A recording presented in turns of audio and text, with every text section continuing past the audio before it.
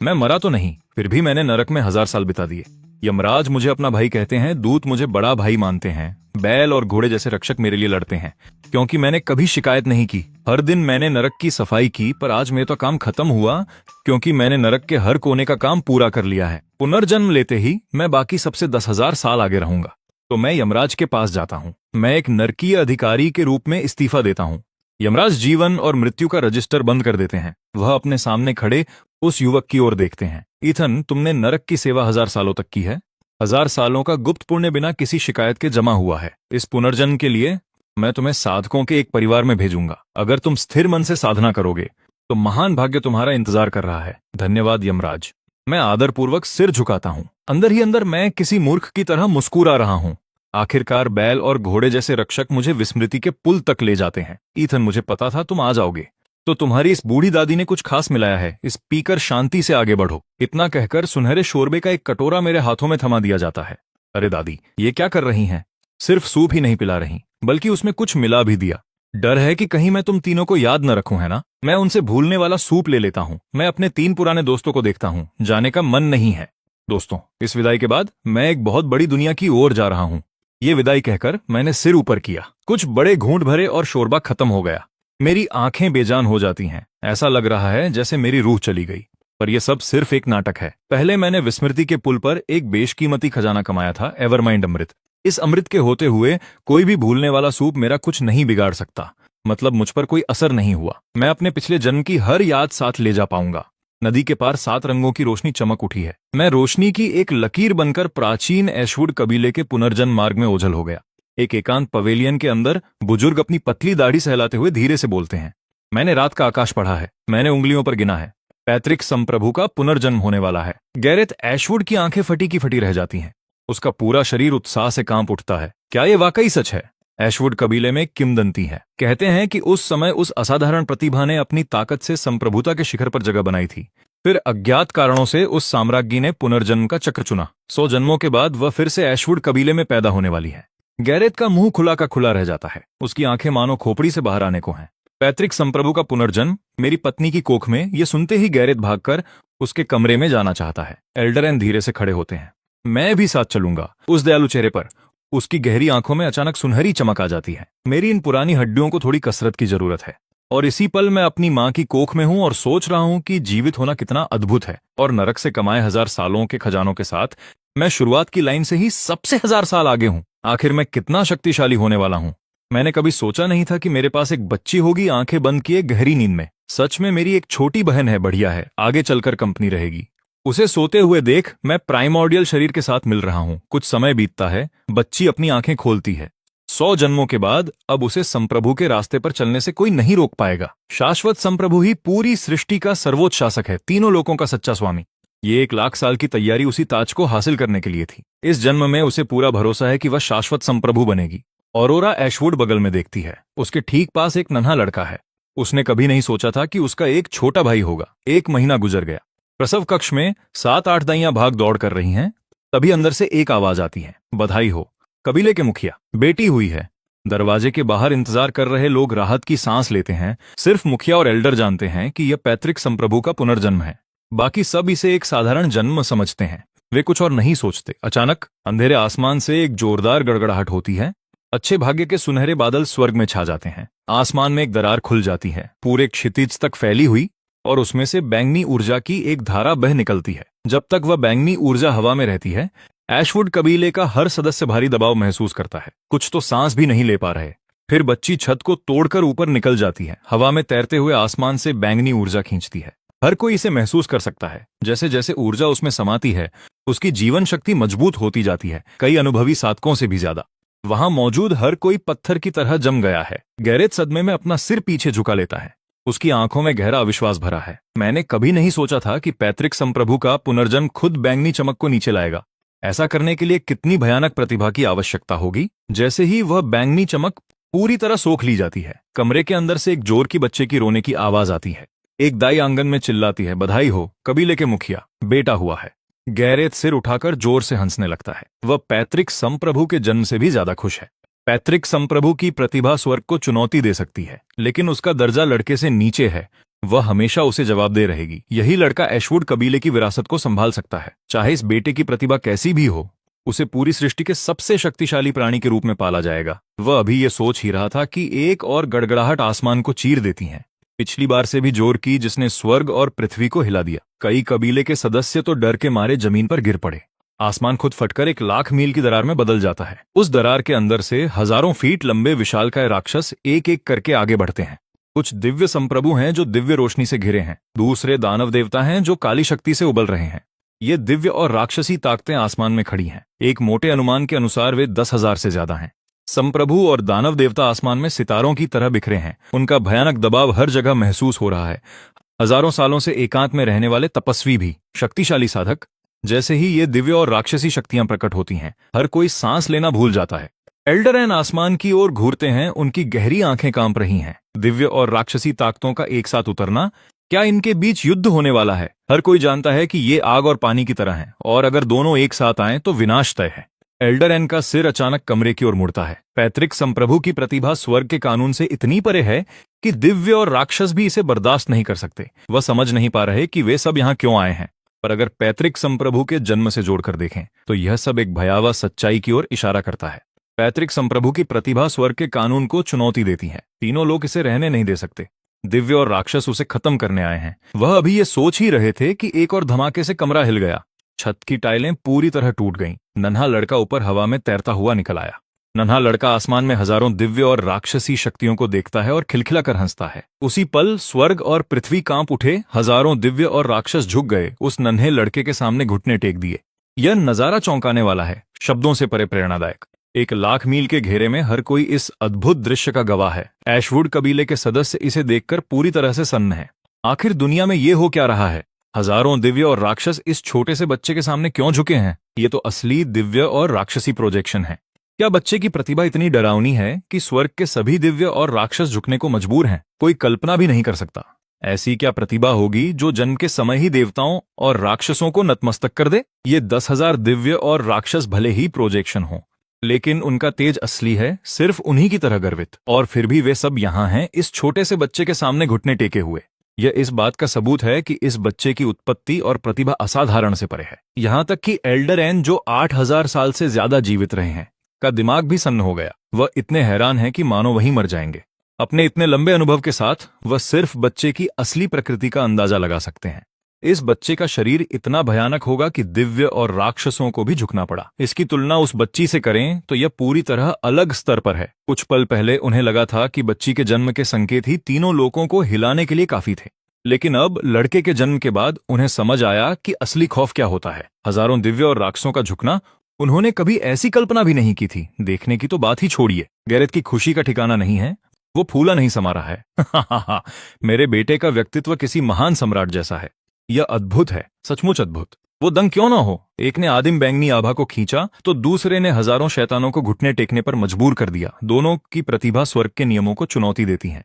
बुजुर्ग, क्या आपको यकीन है कि कोई गलती नहीं हुई? क्या पता यह नन्हा बालक ही पूर्वज सम्राट का असली पुनर्जन्म हो?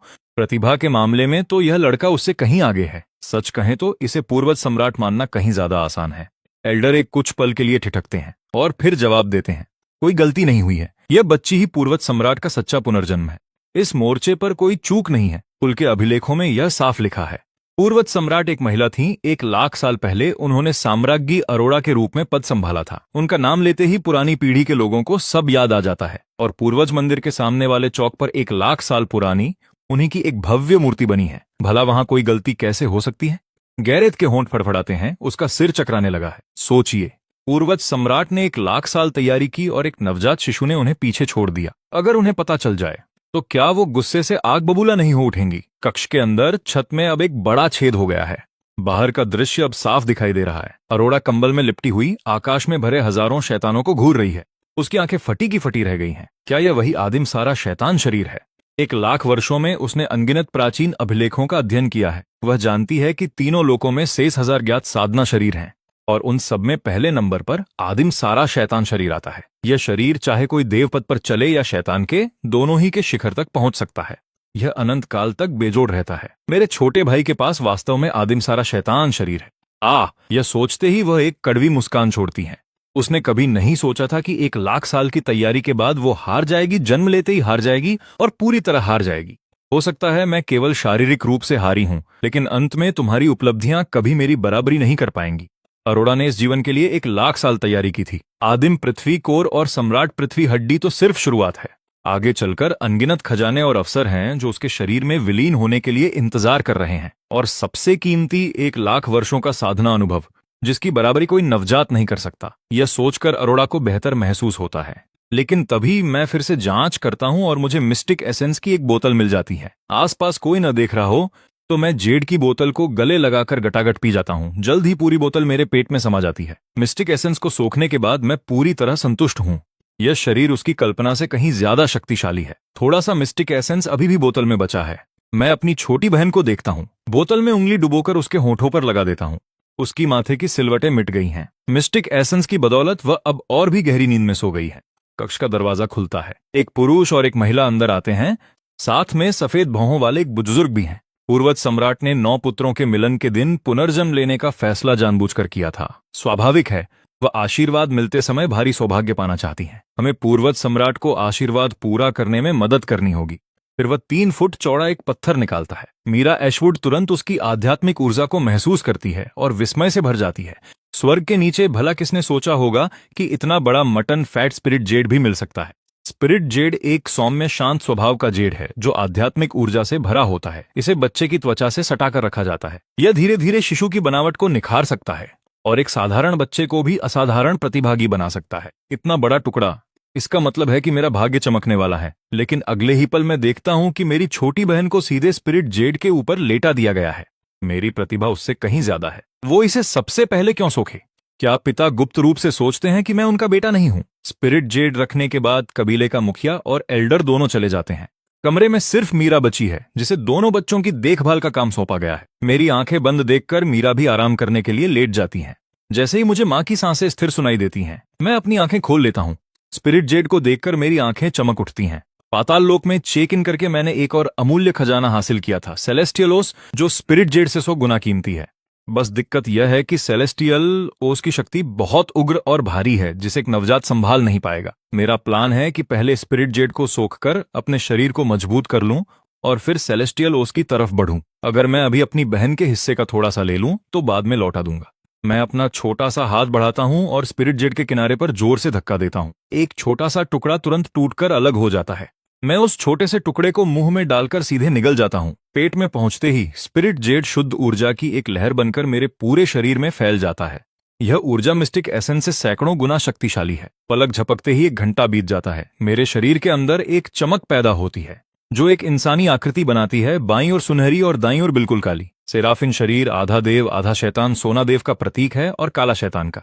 यह रूपरेखा अभी सिर्फ एक धुंधला सा खाका है। जब यह पूरी तरह एक पूर्ण आकृति में बदल जाएगा तब सेराफिन शरीर मामूली पूर्णता तक पहुंच जाएगा। यह स्पिरिट जेड तो लाजवाब है। एक टुकड़ा और इसी के साथ मेरा छोटा सा हाथ स्पिरिट जेड के दूसरे कोने पर जोर से दबाव डालता है। एक और छोटा टुकड़ा टूट जाता है। स्पिरिट जेड के ऊपर अरोड़ा बिल्कुल सही स्थिति में लेटी है। यह वही स्पिरिट जेड है जिसे उसने कई जन्मों पहले इकट्ठा किया था, जब से उसने अपने 100 जन्मों के पुनर्जन्म की तैयारी शुरू की है। अरोड़ा अमूल्य खजाने इकट्ठा कर रही है, उन्हें एक दिव्य पत्थर के जरिए नश्वर दुनिया में भेज रही है और अपने वंशजों के लिए फरमान छोड़ रही है कि वे उसके लिए खजाने इकट्ठा करें। सब कुछ इसी पल के लिए 1 लाख साल बाद जब उसके 100 जन्मों का मिलन होगा। 9 सूर्यों के मिलन के दिन तक 22 दिन बचे हैं। सौर आशीर्वाद प्राप्त करने के लिए तब तक उसके आदिम पृथ्वी कोर को मामूली पूर्णता तक पहुंचना होगा। 9 सूर्यों का मिलन हर 10,000 साल में सिर्फ एक बार होता है। अगर वह इसे हासिल कर ले तो वह अपने शरीर के भीतर एक सौर अंगारा रोप सकती है और समय के साथ वह एक शीर्ष अमर ज्वाला बन सकता है। इस मौके के लिए उसने 30,000 साल बिताए हैं। यह छोटा शैतान वास्तव में इस सम्राट स्पिरिट जेड को चुराने की हिम्मत करता है। अरोड़ा अचानक मेरे हाथ को स्पिरिट जेड की ओर बढ़ते देखती हैं। मैं एक छोटा टुकड़ा तोड़ता हूं और सीधे अपने मुंह में डाल लेता हूं। वह फिर से उस कोने पर देखती है और पाती है कि वहां एक मुट्ठी भर छेद हो गया है। साफ पता चल रहा है वो सब खा गया है। इस नजारे ने साम्राज्ञी को गुस्से से पागल कर दिया है। यहां तक कि प्राचीन उजाड़ स्वर्गलोक में भी इतने बड़े स्पिरिट जेड का टुकड़ा पाना आसान काम नहीं है। उसने योजना बनाई थी कि वह इसी टुकड़े के सहारे 22 दिनों के भीतर अपने आदिम पृथ्वी कोर की मामूली पूर्णता हासिल कर लेगी और उसके बाद इसे धीरे धीरे सोखकर अंततः इसे महान पूर्णता तक पहुंचा देगी। लेकिन अब हर वो टुकड़ा जो उसका छोटा भाई सोख रहा है उतना ही उसका नुकसान हो रहा है। यह तो दिन दहाड़े खुली लूट है। एक साम्राज्ञी होकर वह भला यह कैसे देख सकती है कि इस छोटे से शैतान ने उसका खजाना छीन लिया है। क्या चल रहा है? मेरी छोटी बहन इतनी परेशान क्यों दिख रही है? एक नवजात शिशु जिसका शरीर अभी शुरुआती विकास में है, शक्तिशाली शरीर के बावजूद उसे ऐसा कुछ नहीं कर पाना चाहिए। अरोड़ा उस बच्चे को गुस्से से घूरती है। उसकी आंखों से साफ झलक रहा है, ओ छोटे शैतान, यह स्पिरिट जेड मेरा है, इसे चुराने की सोचना भी मत। फिर वह अपना छोटा हाथ बढ़ाती है, स्पिरिट जेड के किनारे पर जगह ढूंढती है, एक मूंगफली के बराबर टुकड़ा तोड़ती है और मुंह में डाल लेती है। यह देखकर मैं मन ही मन मुस्कुराए बिना नहीं रह पाता। तो मेरी छोटी बहन काफी होशियार है, बिल्कुल मेरी नकल कर रही है। ठीक है, तो देखते हैं हम दोनों में से कौन तेजी से खाता है। और इस तरह एक बच्चा और एक बच्ची खाने की प्रतियोगिता में लग जाते हैं। एक टुकड़ा तुम्हारे लिए, एक मेरे लिए, हम दोनों मजे ले रहे हैं। मीरा अपनी नींद से जागती है और अंगड़ाई लेती है। जैसे ही वह देखती है कि दोनों बच्चे स्पिरिट जेड खा रहे हैं, वह इतनी डर जाती है कि उसकी रूह कांप उठती है। ये स्पिरिट जेड खा रहे हैं। हे भगवान, स्पिरिट जेड की ऊर्जा सौम्य हो सकती है, लेकिन इसे इस तरह सीधे निगलना उनके शरीर के भीतर ऊर्जा का विस्फोट कर सकता है। जरा सी भी चूक उनकी धमनियों में हलचल पैदा कर सकती है या उनके शरीर को पूरी तरह फाड़ सकती है। लेकिन बच्चों को अब देखते हुए स्पिरिट जेड खाने से उन्हें कोई नुकसान नहीं हुआ है। इसके उलट वे पल पल और मजबूत होते जा रहे हैं। ये शरीर वाकई उसकी कल्पना से कहीं बढ़कर है। मीरा को आखिरकार एहसास होता है कि उसकी समझ कितनी सीमित थी। उसने इन शरीरों की ताकत को बहुत कम आंका था। वह खुद स्पिरिट जेड का एक टुकड़ा तोड़ती है, उसे मूंगफली जैसे छोटे टुकड़ों में बांटती है और मेरे पास रख देती है। खा लो मेरे बच्चे। मैं एक बड़ी मुस्कान देता हूं, मां के प्यार से बढ़कर कुछ नहीं। वह पुरानी कहावत बिल्कुल सच है। उधर मेरे वो तथाकथित पिता साफ तौर पर मेरी बहन का पक्ष ले रहे हैं और उसे ही लाड़ प्यार दे रहे हैं। अरोरा गुस्से के मारे लगभग पागल हो रही है। हम्मा हम्मा हम्मा हम्मा, ये सोवेरिन स्पिरिट जेड, तुम्हें तो मेरा साथ देना चाहिए था, लेकिन तुम इसे उस छोटी सी बदतमीज को दे रहे हो। तुम दोनों साफ तौर पर मिले हुए हो। बेशक ये सब कुछ बस उसके दिमाग के भीतर ही चिल्लाया जा रहा था। बाहर कोई भी इसका एक शब्द नहीं सुन सकता। एक नवजात शिशु के रूप में वो बस ये देख सकती है कि कैसे ये छोटा सा शैतान उसके खजाने को धीरे धीरे खत्म कर रहा है। 2 दिन जल्दी ही बीत गए। जो कभी स्पिरिट जेड का एक साफ चौकोर ब्लॉक हुआ करता था, उसका एक बड़ा हिस्सा अब खाया जा चुका है। आधे से ज्यादा मैंने खाया और थोड़ा सा अरोरा ने। मीरा, जो अपने दिल में कमरे की निगरानी कर रही थी, वो उस लड़के की तरफ ज्यादा झुकी हुई है, इसलिए वो किसी को नहीं रोकती। उसकी सोच के मुताबिक चाहे कोई भी बच्चा इसे खाए, स्पिरिट जेड सिर्फ उनके शरीर को मजबूत बनाता है। ये अच्छी बात है, जब तक कोई नुकसान न हो पूरा खत्म करना भी समस्या नहीं है। अचानक मैं कमरे के बीच में तैरने लगा। मेरे शरीर से 2 रंगों की रोशनी निकल रही थी, बाईं ओर सोना और दाईं ओर काला। जो कभी बस एक धुंधली सी रूपरेखा थी, वो अब एक पूर्ण मानव आकृति में बदल गई है। मीरा मेरे शरीर को घूर रही है। उसके अंदर झटके जैसा सदमा लगा है। वो मुश्किल से अपनी सांसें ले पा रही है। ये दिव्य शरीर का मामूली पूर्णता चरण है। अभी तो इतना ही समय हुआ है और उसका शरीर इस चरण तक पहुंच गया। इसकी गति अविश्वसनीय है। ये सब स्पिरिट जेड की बदौलत है, वरना इतने कम समय में मेरे लिए ऐसा कुछ हासिल करना नामुमकिन था। अरोरा उस ऊर्जा को महसूस करती है जो उससे निकल रही थी और अचानक उस बच्चे की तरफ देखती है। वो गुस्से के मारे पागल सी हो जाती हैं। तुमने सच में इतना सारा सोवेरिन स्पिरिट जेड चुरा लिया। सोवेरिन तुमसे इसके लिए लड़ेगी। ये स्पिरिट जेड, ये सोवेरिन के प्राइमोर्डियल अर्थ कोर को पूर्णता तक पहुंचाने का मुख्य कदम था। और अब इस बच्चे ने इसमें से इतना खा लिया है, जो बचा है शायद वो काफी नहीं होगा। वो शक्तिशाली साम्राज्ञी गुस्से के मारे बेहोश हो गई। मुझे भी अपनी बहन के साथ कुछ गड़बड़ महसूस हुई। मेरी छोटी बहन क्यों बेहोश हो गई? क्या मेरी मौजूदगी की वजह से? शायद बस डर गई होगी। आखिरकार वो अभी पैदा ही तो हुई है। वो अभी कुछ नहीं जानती, इसलिए इस तरह से डर जाना तो स्वाभाविक है। मेरा शरीर वापस बिस्तर पर आ गया। मैं अपनी नजर स्पिरिट जेड पर घुमाता हूं। पहले ये पत्थर के एक बड़े ठोस टुकड़े जैसा था, अब ये ऐसा दिखता है जैसे चूहों ने इसका एक कोना कुतर दिया हो। वो अरोरा की करतूत है। बीच में एक बड़ा गहरा निशान, वो वाला मेरा है। मेरा शरीर मेरी बहन से काफी मजबूत है, इसलिए मैं सब कुछ बहुत तेजी से सोख लेता हूं। मैं पलटकर बिस्तर के किनारे रेंगता हूं, हाथ बढ़ाकर स्पिरिट जेड का एक और बड़ा टुकड़ा तोड़ता हूं। मेरी बहन के टुकड़े हर बार मूंगफली के दाने जितने थे। मेरे वाले बटेर के अंडे के बराबर थे। उसके टुकड़ों से 4-5 गुना बड़े। ये टुकड़ा जो मैंने अभी तोड़ा है वो मुर्गी के अंडे के बराबर है, उसके टुकड़ों से 4-5 गुना बड़ा। अब जब मेरा शरीर मामूली पूर्णता तक पहुंच गया है, तो मेरे शारीरिक बल के हर पहलू 100 गुना बढ़ गए हैं और मेरी सोखने की गति भी काफी बेहतर हो गई है। इतना सारा एक साथ सोखना कोई समस्या नहीं है। मैं स्पिरिट जेड के इस बड़े टुकड़े को कई छोटे हिस्सों में तोड़ देता हूं। मैं सब कुछ एक ही बार में निगल जाता हूं। जैसे ही मैं एक टुकड़ा खत्म करता, मैं एक और अंडे के आकार का टुकड़ा तोड़ता और उसे भी निगल जाता। एक के बाद एक मैं बस सोखता ही गया। खाना खत्म करने के बाद मैं एक छोटा टुकड़ा तोड़ना नहीं भूलता और उसे अपनी बहन के मुंह में डाल देता हूं। शर्माओ मत छोटी बहन, चलो साथ में खाते हैं। तुम जितना सोखोगी उतना ही अच्छा आशीर्वाद मिलेगा। तुम सो रही हो इसलिए मैं तुम्हें खुद खिला देता हूँ। ये मत कहना कि मैंने तुम्हारा ख्याल नहीं रखा। दिन से लेकर रात और सुबह तक मैं अपना हिस्सा खाता रहा और अपनी बहन को भी खिलाता रहा, हर पल का आनंद लेते हुए। सुबह की धूप की एक किरण खिड़की से अंदर आती है, बच्ची के चेहरे पर पड़ती है। अरोरा अपनी आंखों को बचाने के लिए एक छोटा सा हाथ उठाती है। उसकी आंखें धीरे धीरे खुलती हैं। मैं एक नरम बिस्तर पर कैसे हूं? क्या मैं स्पिरिट जेड के ऊपर नहीं लेटी थी?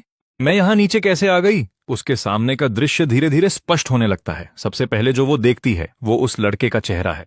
वो कुछ पकड़े हुए लगता है, उसे अपने मुंह में डाल रहा है। उसकी दृष्टि थोड़ी और तेज हो जाती है। अब वो उसे साफ देख सकती है। वो उसके हाथ में मेरा स्पिरिट जेड है और वो भी इतना बड़ा टुकड़ा। उसकी नजर उस लड़के से आगे जाती है। मुझे याद है स्पिरिट जेड वहीं रखा था। वो कहाँ गया? क्या किसी ने उसे हटा दिया या वो कहीं और रखा है? उसकी आंखें कमरे में चारों तरफ घूमती हैं, लेकिन स्पिरिट जेड का कोई नामो निशान नहीं है। वो लड़का एक नई चाल चलता है जो उसका ध्यान अपनी ओर खींचती है। वो उसे बिस्तर के किनारे रेंगते हुए देखती है, झुककर नीचे हाथ डालता है जैसे किसी चीज को ढूंढ रहा हो। उस बच्चे का हाथ वापस ऊपर आता है। जो हथेली खाली थी, अब उसमें स्पिरिट जेड का एक बड़ा टुकड़ा है। वो स्पिरिट जेड है। दोस्तों, प्रॉम्प्ट 67 यूट्यूब चैनल को सब्सक्राइब करो, और अगर ये वीडियो किसी फेसबुक पेज पे देख रहे हो तो इन सबको अनफॉलो मारो।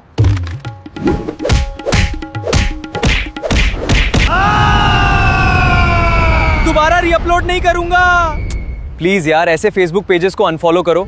असली प्रॉम्प्ट 67 को सब्सक्राइब करो। सॉरी भाई। लड़के के हाथ में वो टुकड़ा आधे बन के बराबर है। वो उसे अपने मुंह में डालता है और बस कुछ ही निवालों में निगल जाता है। अरोरा पूरी तरह जड़वत होकर रह गई। जो उसने 2 पूरे दिनों में सोखा था वो उसी आकार का था, और अब उस बच्चे ने 2 दिन का खाना एक निवाले में निगल लिया। ये खजाना हासिल करने में उसने बहुत मेहनत की थी, जिसे उसके प्राइमोर्डियल अर्थ कोर को पोषित करने के लिए रखा था, और अब वो सब कुछ इस छोटे से बदतमीज के काम आ रहा है। वो जल्दी से बिस्तर के किनारे रेंगती है, नीचे झांकती है। न देखती तो बेहतर था, क्योंकि देखने के बाद वो पूरी तरह स्तब्ध रह गई। स्पिरिट जेड, जो कभी 3 फुट का चौकोर ब्लॉक था, अब लगभग खत्म हो चुका है। सिर्फ आधा फुट लंबा एक छोटा टुकड़ा बचा है। बाकी सब कुछ उस छोटे शैतान ने खा लिया है। मेरा स्पिरिट जेड वापस करो। वो शक्तिशाली साम्राज्ञी गुस्से के मारे उबल रही थी। एक पल के लिए मुश्किल से होश में आई थी कि फिर से बेहोश हो गई। मैं अपनी बहन को थोड़ा हैरान होकर देखता हूँ। वो अभी जगी थी और फिर से बेहोश क्यों हो गई? मैं अपने छोटे हाथ से इशारा करता हूँ। अपनी स्टोरेज रिंग से एक जेड की बोतल बाहर निकालता हूँ। ये सेलेस्टियल डू है, एक दिव्य ओस स्वर्ग और पृथ्वी के सार से जन्मी। शिशुओं पर इसका असाधारण और शक्तिशाली पोषण प्रभाव पड़ता है। ये स्पिरिट जेड से कहीं ज्यादा शक्तिशाली है, इसीलिए ये नवजात के शरीर के लिए शुरुआत के तौर पर अनुपयुक्त है। मैंने पहले ही स्पिरिट जेड का काफी हिस्सा खा लिया है, जिससे मेरा शरीर काफी मजबूत हो गया है। इसलिए अब मैं सेलेस्टियल डू को सोखने के लिए तैयार हूँ। पिछले कुछ दिनों से मैं जो अपनी बहन का स्पिरिट जेड चुरा रहा था, वो खुद को इसके लिए तैयार करने के लिए ही था। सेलेस्टियल डू लेकर मैं बोतल का ढक्कन खोलता हूँ, एक उंगली अंदर डुबोता हूँ, उसे तरल से कोट करता हूँ और अपनी बहन के होठों के बीच धीरे से रख देता हूँ। छोटी बहन, ये सेलेस्टियल डू कोई मामूली खजाना नहीं है। ये उस स्पिरिट जेड से कहीं कीमती है जो मैंने इस्तेमाल किया। सेलेस्टियल डू लेने के बाद अरोरा के सोते हुए चेहरे पर एक मुस्कान फैल गई, मानो वो किसी प्यारे सपने में खो गई हो। मैं खुद सेलेस्टियल डू निगलता हूँ, बिस्तर पर लेटकर उस ऊर्जा को सोखता हूँ जो मेरे शरीर में दौड़ रही है। स्पिरिट जेड ने मुझे जो आधार दिया है, उसके साथ सेलेस्टियल डू को सोखना उससे कहीं ज्यादा आसान है जितना बिना आधार के होता। काफी देर बाद इस छोटे से शरीर से प्रकाश की किरणें फूटी। इसकी भयानक आभा सीधे 9वें स्वर्ग तक पहुंच गई। ऊपर आसमान में 9वें स्वर्ग में एक विशाल दैत्य खड़ा हुआ, हजारों फुट लंबा, जिसका सिर आसमान छू रहा था और पैर पाताल में टिके थे, जैसे स्वर्ग और पृथ्वी को जोड़ने वाला एक स्तंभ, अडिग अविचल। दैत्य के शरीर पर 2 रंग थे, बाईं ओर सुनहरा जो दिव्य स्वर्गीय प्रकाश से चमक रहा था, दाईं ओर काला, एक अंतहीन पाताल की तरह गहरी राक्षसी आभा के साथ। यह दैत्य इतना विशाल है कि 10,000 मील के दायरे में हर कोई इसे देख सकता है। अनगिनत आम लोग घुटनों के बल गिर गए, सिर झुकाकर दैत्य के सामने नमन करने लगे। यहां तक कि कई साधक भी उस दैत्य की आभा महसूस करते ही डर के मारे जमीन पर ढह गए। लाखों पहाड़ों के बीच फेट वॉच पवेलियन स्थित है। फेट वॉच सीयर एक ऊंचे टावर पर बैठा दूर उस दैत्य को निहार रहा है। ऐशवुड कबीले में नियति के 2 सितारे पैदा हुए हैं। ये दुनिया भारी उथल पुथल की ओर बढ़ रही है। गुरुजी, आप कहते हैं कि ऐशवुड कबीले में एक सितारा है और ये 2 हैं। सितारे का नाम सुनते ही युवा शिष्या की आंखें चौड़ी हो गईं। हैरानी साफ झलक रही थी। नियति के सितारे का उदय मतलब अत्यधिक भाग्यशाली व्यक्ति का जन्म है, और यहाँ एक नहीं 2 सितारे एक साथ। ये इस बात का सबूत है कि ऐशवुड कबीले का भाग्य अब स्वर्ग को भी चुनौती देने वाला है। फेट वॉच सीयर धीरे से सिर हिलाता है। नियति के 2 सितारे आकाश में एक दूसरे को गूंजते हुए। एशवुड कबीले का उदय अब शायद नहीं रुक सकता। प्राचीन कोरवेन कबीले के निषिद्ध मंडप के भीतर एक बुजुर्ग ने धीरे से अपनी आंखें खोली। अगर बाहरी लोगों को पता चलता कि कोरवेन कबीले का ये बुजुर्ग अभी जिंदा है तो वे पूरी तरह दंग रह जाते। बुजुर्ग ने दैत्य की आभा महसूस की, उसकी पुतलियां अचानक सिकुड़ गईं। क्या ये वही पौराणिक प्राइमोर्डियल सेराफिन शरीर है? ये यहाँ एवरलास्टिंग क्षेत्र में कैसे प्रकट हो सकता है? उसने खुद भी इसे केवल प्राचीन ग्रंथों में पढ़ा था। प्राइमोर्डियल सेराफिन शरीर जिसका वर्णन बिखरे हुए टुकड़ों में ही मिलता था। अगर इस दिव्य शरीर की एक अनूठी विशेषता न होती, जहां स्वर्ग और नरक का अस्तित्व एक साथ हो, तो शायद वो इसे पहचान भी नहीं पाता। हजारों फुट ऊंचा प्रोजेक्शन, क्या ये प्राइमोर्डियल सेराफिन शरीर पहले ही पूर्णता तक पहुंच चुका है? इस सोच के साथ ही बुजुर्ग ने एक ठंडी सांस ली। कबीले का नेता कहाँ है? निषिद्ध कक्ष से एक तीखी आवाज गूंजी। अभिवादन एल्डर स्काईरीच, क्या आपको उस विशाल प्रोजेक्शन का मूल पता है? एल्डर स्काईरीच ने पूछा। इतने वर्षों तक वो एकांत में रहा था और आज उस दैत्य की भयावह आभा ने ही उसे ध्यान से बाहर आने पर मजबूर किया। जूलियन कॉर्वेन ने सिर झुकाया और जवाब दिया, अगर मेरा अंदाजा सही है तो यह आभा एशवुड कबीले से आ रही है। मैं सिर्फ 100 साल के लिए एकांतवास में था और इतने में ही एशवुड कबीले ने इतनी शक्ति पैदा कर ली। दिव्य शरीर पूर्णता के चरम पर। अब इसे रोक पाना शायद मुमकिन न हो। पूर्णता के चरम शब्द सुनते ही जूलियन का सिर झटके से ऊपर उठा, उसकी आंखें फटी की फटी रह गईं। क्या तुम कह रहे हो कि यह दिव्य शरीर पहले ही पूर्णता के चरम पर पहुंच चुका है? यह मुमकिन नहीं। भले ही उसने उस विशाल आभा को खुद देखा हो, लेकिन उसे यह नहीं पता कि यह पैदा कैसे हुई। यह सच ही हो सकता है। भले ही एल्डर स्काईरीच इसे मानने से कतरा रहे हों, लेकिन हकीकत यही है। जूलियन के चेहरे पर भावों की एक पूरी लहर सी दौड़ गई, मानो उसने विश्वास से परे कुछ देख लिया हो। कुछ समय पहले एशवुड कबीले में 2 बच्चों ने जन्म लिया। उस नन्हे बालक के सामने हजारों देवता और दानव घुटनों पर झुक गए। सिर्फ 15 दिनों में ही उसका दिव्य शरीर पूर्णता के चरम पर पहुंच गया। ऐसी प्रतिभा वाकई खौफनाक है।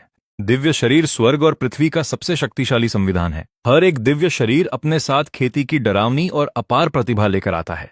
एक दिव्य शरीर 2 चरणों से गुजरता है, लघु पूर्णता और महान पूर्णता। हर चरण पार करने पर प्रतिभा 10 और फिर 100 गुना बढ़ जाती है।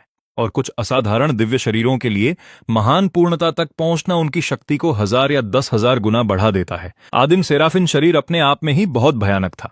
अब महान पूर्णता तक पहुंचने के बाद यह कितना और भयानक हो सकता है, इसकी कल्पना करना भी मुश्किल है। क्या 15 दिन एल्डर स्काईरीच का चेहरा अविश्वास से भर गया। बोलते समय उनका पूरा शरीर कांप रहा था। उन्होंने सोचा था कि इस स्तर के दिव्य शरीर को पूर्णता तक पहुंचने में दशकों या शायद सदियां लगेंगी। उन्होंने हजारों साल में भी नहीं सोचा था कि यह कोई ऐसा बच्चा होगा जो बमुश्किल 10 दिन का है। एल्डर, क्या हमें उस बच्चे को खत्म करने का मौका ढूंढना चाहिए? कॉर्वेन और एशवुड दोनों ही प्राचीन कबीले हैं और सालों से इनके बीच तनातनी रही है। दिखावे के लिए चीजें हमेशा समान नहीं रही हैं, लेकिन अब जब एशवुड कबीले ने इतनी अद्भुत प्रतिभा वाला दिव्य पुत्र पैदा किया है, तो अगर उसे बढ़ने दिया गया तो वह कॉर्वेन कबीले के लिए सबसे बड़ा खतरा बनेगा। बिल्कुल नहीं। एल्डर स्काईरीच ने तुरंत अपना हाथ लहराया। आवाज में हड़बड़ाहट थी। इस बच्चे ने इतनी कम उम्र में आदिम सेराफिन शरीर का पूर्ण निर्माण कर लिया है। वह जरूर अपने साथ बहुत बड़ा भाग्य लेकर आया है। कॉर्वेन कबीले को उससे दोस्ती करनी चाहिए, उसे दुश्मन नहीं बनाना चाहिए। जूलियन ने कभी नहीं सोचा था कि एल्डर एक नवजात शिशु को इतना महत्व देंगे। चूंकि एल्डर ने दोस्ती का फैसला किया है, तो अब वक्त आ गया है कि दोनों कबीले नजदीक आएं और सहयोगी बने। एशवुड कबीले के मुख्य द्वार पर गैरेथ कई दिनों बाद वापस लौटा। उसका मूड अच्छा था, लेकिन आकाश में उस विशाल आकृति को देखते ही उसके चेहरे पर सन्नाटा छा गया। उसका शरीर प्रकाश की एक लकीर बन गया जो सीधे अपने आंगन की ओर भागा। एल्डर एओन भी पहले से ही आंगन में थे, सिर उठाकर आकाश में उस दैत्य को देख रहे थे। एल्डर, आखिर हो क्या रहा है? अगर मैं गलत नहीं हूं तो आदिम सेराफिन शरीर महान पूर्णता तक पहुंच चुका है। गैरेथ ने भारी मन से थूक निकला। उसका गला सूख गया था। दिव्य शरीर महान पूर्णता तक पहुंच गया। अभी तो बस कुछ ही दिन हुए हैं। इतनी जल्दी ऐसा कैसे हो सकता है? उसने कभी नहीं सोचा था कि फॉरबिडन ग्राउंड्स की 5 दिन की यात्रा के बाद घर लौटने पर उसके बेटे का दिव्य शरीर महान पूर्णता पालेगा। यह गति वाकई दंग करने वाली है। एल्डर एओन ने कमरे की ओर देखते हुए कहा, चलो तुम्हारी पत्नी के कमरे में चलते हैं, हमें वहां अपने जवाब मिल सकते हैं। गैरेथ आगे बढ़ा और उसने दरवाजा धक्का देकर खोला। सबसे पहले उसने मुझे देखा बिस्तर पर बैठे हुए। एक नजर और डाली तो उसे बिस्तर पर पड़ा हुआ बच्चा दिखा। तभी उसे झटका लगा कि वो मटन फैट स्पिरिट जेड, जो कभी एक चौकोर टुकड़ा था, अब बस आधा फुट रह गया है, पहले से बस 10वां हिस्सा। इसे देखते ही गैरेथ को साफ हो गया कि क्या हुआ है। उसका दिमाग जैसे वहीं फट गया। बेटे का दिव्य शरीर पूर्णता के चरम पर पहुंचना, बेशक यह रोमांचक खबर है। भले ही उसने पूरा का पूरा खा लिया होता तो भी ठीक था, लेकिन वह स्पिरिट जेड पैट्रिक सोवरेन का था। उसे इतना खिलाने के ख्याल से ही उसके पेट में डर भर गया। उसे डर था कि पैट्रिक सोवरेन उनसे इसका बदला लेंगी और सारा बोझ उसे सहना पड़ेगा। 100 जन्मों की प्रतिगामी पैतृक सोवरेन, जिन्होंने 1 लाख साल तक तपस्या की, जिनकी शक्ति स्वर्ग तक पहुंची हुई है। एक नवजात शिशु उनके सामने कैसे खड़ा हो सकता है? भले ही बच्चे का दिव्य शरीर पूर्णता पर है और उसकी विकास दर उसकी बहन से तेज होगी, लेकिन वह भविष्य में कभी पैतृक सोवरेन का मुकाबला नहीं कर पाएगा। एल्डर एओन भी हैरान थे। उन्होंने अपने माथे पर हाथ मारा। पिछले कुछ दिनों से उन्हें कुछ अजीब सा महसूस हो रहा था, लेकिन गैरेथ के न होने और मीरा के अकेले बच्चों की देखरेख करने के कारण उनका कमरे में जाना सही नहीं लगा। किसी ने नहीं सोचा था कि कुछ ही दिनों में इतनी बड़ी घटना हो जाएगी। सच कहूं तो बच्चे का दिव्य शरीर महान पूर्णता तक पहुंचना एक एल्डर के तौर पर मुझे खुशी देता है, लेकिन हम पैतृक सोवरेन को यह सब समझाएंगे कैसे? गैरेथ तेजी से बिस्तर के पास पहुंचा और मीरा के कंधों को मजबूती से पकड़ लिया। मीरा, बच्चे मटन फैट स्पिरिट जेड खा रहे थे। तुमने उन्हें रोका क्यों नहीं? इसे ऐसे खाना बहुत खतरनाक है। यह आसानी से उनके शरीर को फाड़ सकता था। मैंने देखा कि ईथन इसे खाने के बाद ठीक था, तो मैंने उसे खाने दिया। मीरा को ठंडे पसीने आ गए। अब जब उसने सोचा कि क्या गलत हो सकता था तो घबराहट होने लगी। शुक्र है कि कुछ नहीं हुआ, नहीं तो वे क्या सफाई देते। गैरेथ ने एक आह भरी। तुमने बिल्कुल सावधानी नहीं बरती। वह स्पिरिट जेड दोनों बच्चों के लिए था। अगर तुमने सारा ईथन को ही दे दिया तो अरोरा के लिए क्या बचा? अरोरा ने भी स्पिरिट जेड खाया, बस ईथन से काफी धीमी गति से, इसलिए ज्यादातर हिस्सा ईथन के पास चला गया।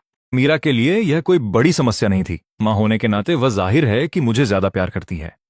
सच में तुम, गैरेथ ने फिर आह भरी और एल्डर के साथ कमरे से बाहर निकल गए। एल्डर, अब हम क्या करें? अब स्पिरिट जेड का बस एक टुकड़ा बचा है, जो पैतृक सोवरेन के लिए था। यह एक तरह से अच्छी खबर है, पर हम पैतृक सोवरेन को यह कैसे समझाएं? एल्डर एओन ने आह भरी। उनकी सफेद भौहें सिकुड़ गईं। फॉरबिडन ग्राउंड्स के खजाने में कुछ और चीजें हैं जो शिशुओं के पोषण के लिए उपयुक्त हैं। हालांकि कोई भी स्पिरिट जेड जितनी प्रभावी नहीं है, पर फिलहाल हमें उसी से काम चलाना होगा। उम्मीद है कि पैतृक सोवरेन बुरा न माने। वाकई यह बहुत अजीब स्थिति है। स्वयं शक्तिशाली पैतृक सोवरेन, जो 100 जन्मों की सबसे ताकतवर हस्ती हैं, वे एक बच्चे से प्रतियोगिता हार गईं। अगर यह बात बाहर फैली तो जो पैतृक सोवरेन को जानते हैं वे हंसते हंसते लोटपोट हो जाएंगे। अब कुछ नहीं हो सकता। गैरेथ ने खुले दरवाजे से अंदर देखा। उसकी नजर फर्श पर पड़े स्पिरिट जेड के उस छोटे से टुकड़े पर पड़ी। अभी भी करीब 10% स्पिरिट जेड बचा है। इतना पैतृक सोवरेन के दिव्य शरीर को लघु पूर्णता तक पहुंचाने के लिए काफी होगा। महीने के आशीर्वाद समारोह में अभी आधा महीना बाकी है। यह काफी समय होना चाहिए। 9 पुत्रों का मिलन आशीर्वाद आखिरकार स्वयं पैतृक सोवरेन द्वारा चुना गया था। बेशक यह चुका नहीं जाना चाहिए। दोनों को भरोसा था कि 9 पुत्रों के मिलन की तैयारी में पैतृक सोवरेन ने जरूर कुछ और इंतजाम किए होंगे। इस बार वह जरूर 100 आशीर्वाद पाएंगी और 100 अंगार हासिल करेंगी। सब कुछ तय करने के बाद वे दोनों कमरे में वापस आ गए।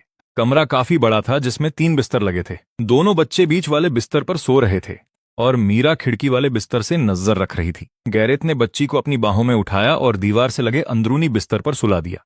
उसने फर्श से स्पिरिट जेड का टुकड़ा उठाया और कमरे के कोने में रख दिया। अब से दोनों बच्चे अलग सोएंगे।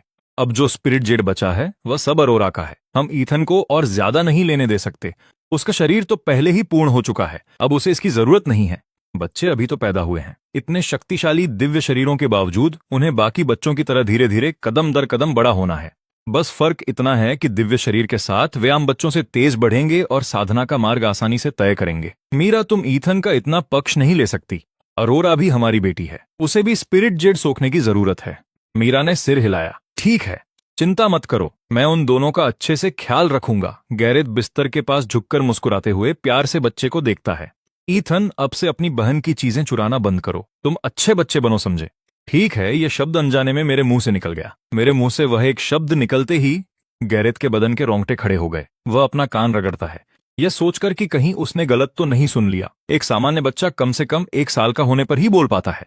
तब भी शब्द बस मां या पापा जैसे सरल होते हैं, पर मैं अभी 10 दिन का ही हूं और बोल रहा हूं। वह अपनी अकड़ी हुई गर्दन घुमाकर मीरा की तरफ देखता है, जो सदमे में बिल्कुल स्थिर हो गई थी। क्या मैंने गलत सुना कि ईथन ने अभी ठीक है कहा? नहीं, मैंने भी वही सुना। अपने बेटे को बोलते सुन मीरा का दिल भी धक से रह गया। जैसे जैसे शिशु दुनिया को समझते हैं, वे सही और गलत का फर्क सीखते हैं और जवाब देना समझते हैं। अगर वह अभी से सब समझ रहा है तो वह एक असली चमत्कार है। मेरा दिल एक पल के लिए रुक गया। मेरी पीठ पर ठंडे पसीने छूट गए। मैं लगभग पकड़ा ही गया था। नरक का चेक इन सिस्टम मेरा रहस्य है और अपने पिछले जन्म की यादें साथ लाना दूसरा। बाहर का कोई भी इंसान इसके बारे में नहीं जान सकता, वरना मुसीबत ही आएगी। मैं अभी बहुत छोटा हूं और खुद की रक्षा करने की ताकत नहीं है। सावधानी ही आगे बढ़ने का एकमात्र समझदारी भरा रास्ता है। वह वास्तव में पहले बोल नहीं सकता था। बात बस इतनी है कि उसके दिव्य शरीर के पूर्ण होने के बाद उसका विकास तेजी से बढ़ गया, इसीलिए वह बोल सकता है। गैरेथ की आंखें फैल जाती हैं और वह परखने के लिए कुछ और सवाल पूछता है। ईथन ईथन, क्या तुम मुझे समझ सकते हो? पापा बोलो, या दूध चाहिए? कई कोशिशों के बाद भी बच्चा कोई प्रतिक्रिया नहीं देता, बस एक खाली प्यारी सी मुस्कान। शायद ये महज एक इत्तेफाक था। ईथन का वो शब्द गलती से निकल गया होगा। वह अभी भी सही से नहीं बोल सकता। अब कोशिश करने का कोई मतलब नहीं है। उस रात आसमान में पूरा चांद उगाया। कमरे के अंदर एक मोती सा चमकता पत्थर धीरे से जल उठा, जिसने पूरे कमरे को रोशन कर दिया। मीरा रात की ठंडी हवा में धीमी और गहरी सांसें ले रही थी। उसकी स्थिर सांसें सन्नाटे को भर रही थीं। वह गहरी नींद में थी। ऑरोरा जाग जाती है। वह एक शानदार सपना देख रही थी। सपने में उसने एक दिव्य अमृत पिया था और अब उसकी आंखें खुली हैं। उसका शरीर वाकई पहले से बहुत ज्यादा मजबूत महसूस हो रहा है, स्पिरिट जेड से भी ज्यादा। ये क्या हो रहा है? क्या उस छोटे शैतान ने मुझे सोते में कुछ खिला दिया? नहीं, ये मुमकिन नहीं है। अब जब वह जाग चुकी है तो वह खुद को अपने बिस्तर पर अकेला पाती है। वह परेशान करने वाला छोटा शैतान 10 फीट दूर है। यह सोचकर उसका दिल थोड़ा शांत हो गया। छोटे शैतान, इस बार तुम मेरा स्पिरिट जेड नहीं चुरा सकते। अब से मैं सब कुछ यहीं अपने बिस्तर पर सोख लूंगी। देखते हैं तुम इसे कैसे लेते हो। शिशु को चलना सीखने में कम से कम 1 साल लगता है। अभी उसका शरीर पूरी तरह से विकसित नहीं हुआ है। ये 2 अलग अलग बिस्तर एक न पार होने वाली खाई की तरह हैं, जो उन दोनों को बिल्कुल अलग रखते हैं। अब उसे कुछ भी चोरी होने की चिंता नहीं करनी होगी। ऑरोरा स्पिरिट जेड का एक छोटा सा टुकड़ा तोड़ती है, एक विजयी मुस्कान के साथ उसे बच्चे की तरफ हिलाती है और फिर उसे अपने मुंह में डाल लेती है। निगलते हुए हर पल का आनंद लेती है। वह तय करती है कि अब से उसे इस छोटे शैतान को एक अच्छा सबक सिखाना होगा। मैं अपना सिर घुमाता हूँ, देखता हूँ कि मां सो रही है और बिस्तर के किनारे की तरफ रेंगने लगता हूँ। जैसे ही मैं गिरने वाला होता हूँ, ऑरोरा को जरा भी चिंता नहीं होती, जब तक कि एक हल्की धमक की आवाज नहीं आती। ऑरोरा वहीं जड़वत रह जाती है। वह देखती है कि बच्चा अपने बिस्तर पर खुद बैठता है, फुर्ती से नीचे फर्श पर उतरता है और एक चमकती हुई मुस्कान के साथ उसकी तरफ चलता है। वह कसम खा सकती है कि यह उसकी जिंदगी की सबसे डरावनी मुस्कान है, किसी दुस्वप्न से निकली हुई। क्या वह इतनी जल्दी कैसे उठकर चल सकता है? ऑरोरा का दिमाग कांप रहा है, जैसे उसके सिर के अंदर हजारों मक्खियां भिनभिना रही हों। उसके पास प्राइमोर्डियल अर्थ कोर और सॉवरेन बोन है। 2 धरती स्तरीय खजाने उसके शरीर में मिल गए हैं और यह प्राइमोर्डियल सेराफिन शरीर की भयानक शक्ति है। ऑरोरा को एहसास होता है कि वह हार गई है, पूरी तरह से हार गई। वह सोचती है कि क्या ये 100 जन्मों का पुनर्जन्म शुरू से ही एक गलती थी। मैं बिस्तर का किनारा पकड़कर ऊपर चढ़ता हूं और आज ही मुझे पता चला, मैं वाकई खुद खड़ा हो सकता हूं और चल सकता हूं। मैं एक आसान सी छलांग भी मार सकता हूं।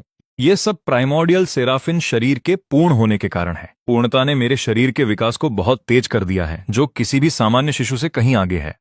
तो मेरे पिता ने सोचा कि मुझे और मेरी बहन को अलग करने से मैं रुक जाऊंगा। मैं कमरे के कोने में जाता हूँ, स्पिरिट जेड का एक और टुकड़ा तोड़ता हूँ और उसे अपने मुंह में डाल लेता हूँ। स्पिरिट जेड के मेरे शरीर में आते ही वह ऊर्जा की एक विशाल लहर में बदल जाती है। अब जब मेरा दिव्य शरीर पूर्ण हो चुका है, मुझे इस बार कुछ अलग महसूस हो रहा है। पहले जब मैं स्पिरिट जेड सोखता था तो ऊर्जा लहरों की तरह मेरे मेरिडियन में दौड़ती थी। इस बार ऊर्जा बहुत कोमल है, जैसे एक भयंकर सुनामी अब एक शांत धारा बन गई है, जिसका मेरे मेरिडियन पर कोई बुरा असर नहीं पड़ता। बात यह नहीं कि स्पिरिट जेड कोमल हो गया है, बात यह है कि मेरा शरीर बहुत शक्तिशाली हो गया है, जो उस उग्र ऊर्जा को काबू कर सकता है। मेरे मेरिडियन अब एक विशाल नहर की तरह हैं, जो सबसे तेज धाराओं को भी आसानी से संभाल सकते हैं। अब स्पिरिट जेड का मुझ पर असर न के बराबर है। इसे ज्यादा सोखने का भी कोई खास फायदा नहीं। स्पिरिट जेड अब मेरे किसी काम का नहीं है, तो बेहतर होगा कि बाकी मैं अपनी बहन के लिए छोड़ दूं। मैं स्पिरिट जेड का एक और बड़ा टुकड़ा तोड़ता हूं, मुंह बड़ा खोलता हूं जैसे उसे खाने वाला हूं, और अपनी बहन को एक शरारती आंख मारता हूं। ऑरोरा जैसे ही यह देखती है, उसके अंदर दुख की एक लहर उठती है। आंखें तुरंत आंसुओं से भर जाती हैं। इस संप्रभु ने स्पिरिट जेड पाने के लिए कितनी मुसीबतें उठाई और तुमने सब खा लिया। क्या तुम्हें पता है 100 जन्मों का पुनर्जन्म कितना कठिन होता है? वह जितना ज्यादा सोचती है उतना ही गलत महसूस करती है, जब तक कि आंसू छलक नहीं पड़ते। वह महान साम्राज्ञी जो 1 लाख साल से जीवित है, मेरी वजह से रो रही है। मैंने कभी नहीं सोचा था कि मेरी बहन इतनी छोटी सी छेड़छाड़ पर इतनी संवेदनशील हो जाएगी।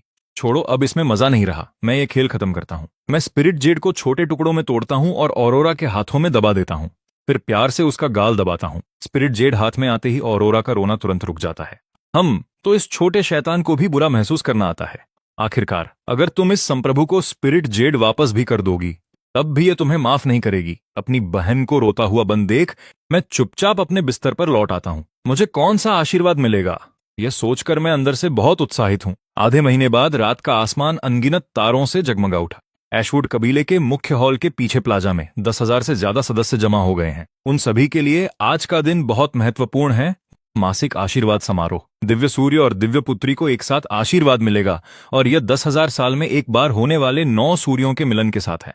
दोनों में से किसे ज्यादा बड़ा आशीर्वाद मिलेगा? दिव्य सूर्य को ही मिलेगा, है ना? आखिर उसका दिव्य शरीर पूरी तरह पूर्ण हो चुका है। दिव्य पुत्री भी शक्तिशाली है।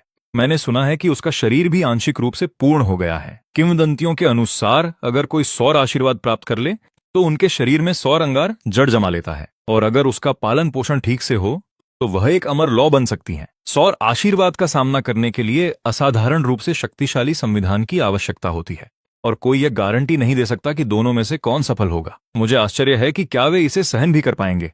दोनों के शरीर मजबूत हैं, लेकिन वे अभी बस महीने भर के शिशु हैं। सौर मिलन जैसी भयानक शक्ति का सामना करना एक बड़ी चुनौती होगी। पूर्व में सुबह की रोशनी धीरे से ऊपर उठती है, और फिर सबकी हैरानी के लिए क्षितिज के किनारे पर प्रकाश के 9 जलते हुए लाल गोले दिखाई देते हैं। ऐसा लग रहा है जैसे एक साथ 9 सूर्य उगने वाले हैं। धधकती हुई लाल रोशनी ने पूरे क्षितिज को रंग दिया। आधा आसमान गहरा जलता हुआ लाल हो गया।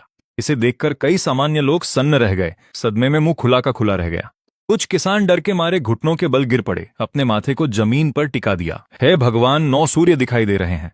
पूरी दुनिया फिर से सूखे की चपेट में आने वाली है। हम खत्म हो गए। हम सब भूखे मर जाएंगे। प्राचीन काल में 9 सूर्यों के बारे में बार बार कहानियां सुनाई जाती थीं। एक बार आसमान में एक साथ उगे थे और धरती झुलस गई थी। विनाशकारी सूखा अपरिहार्य माना जाता था।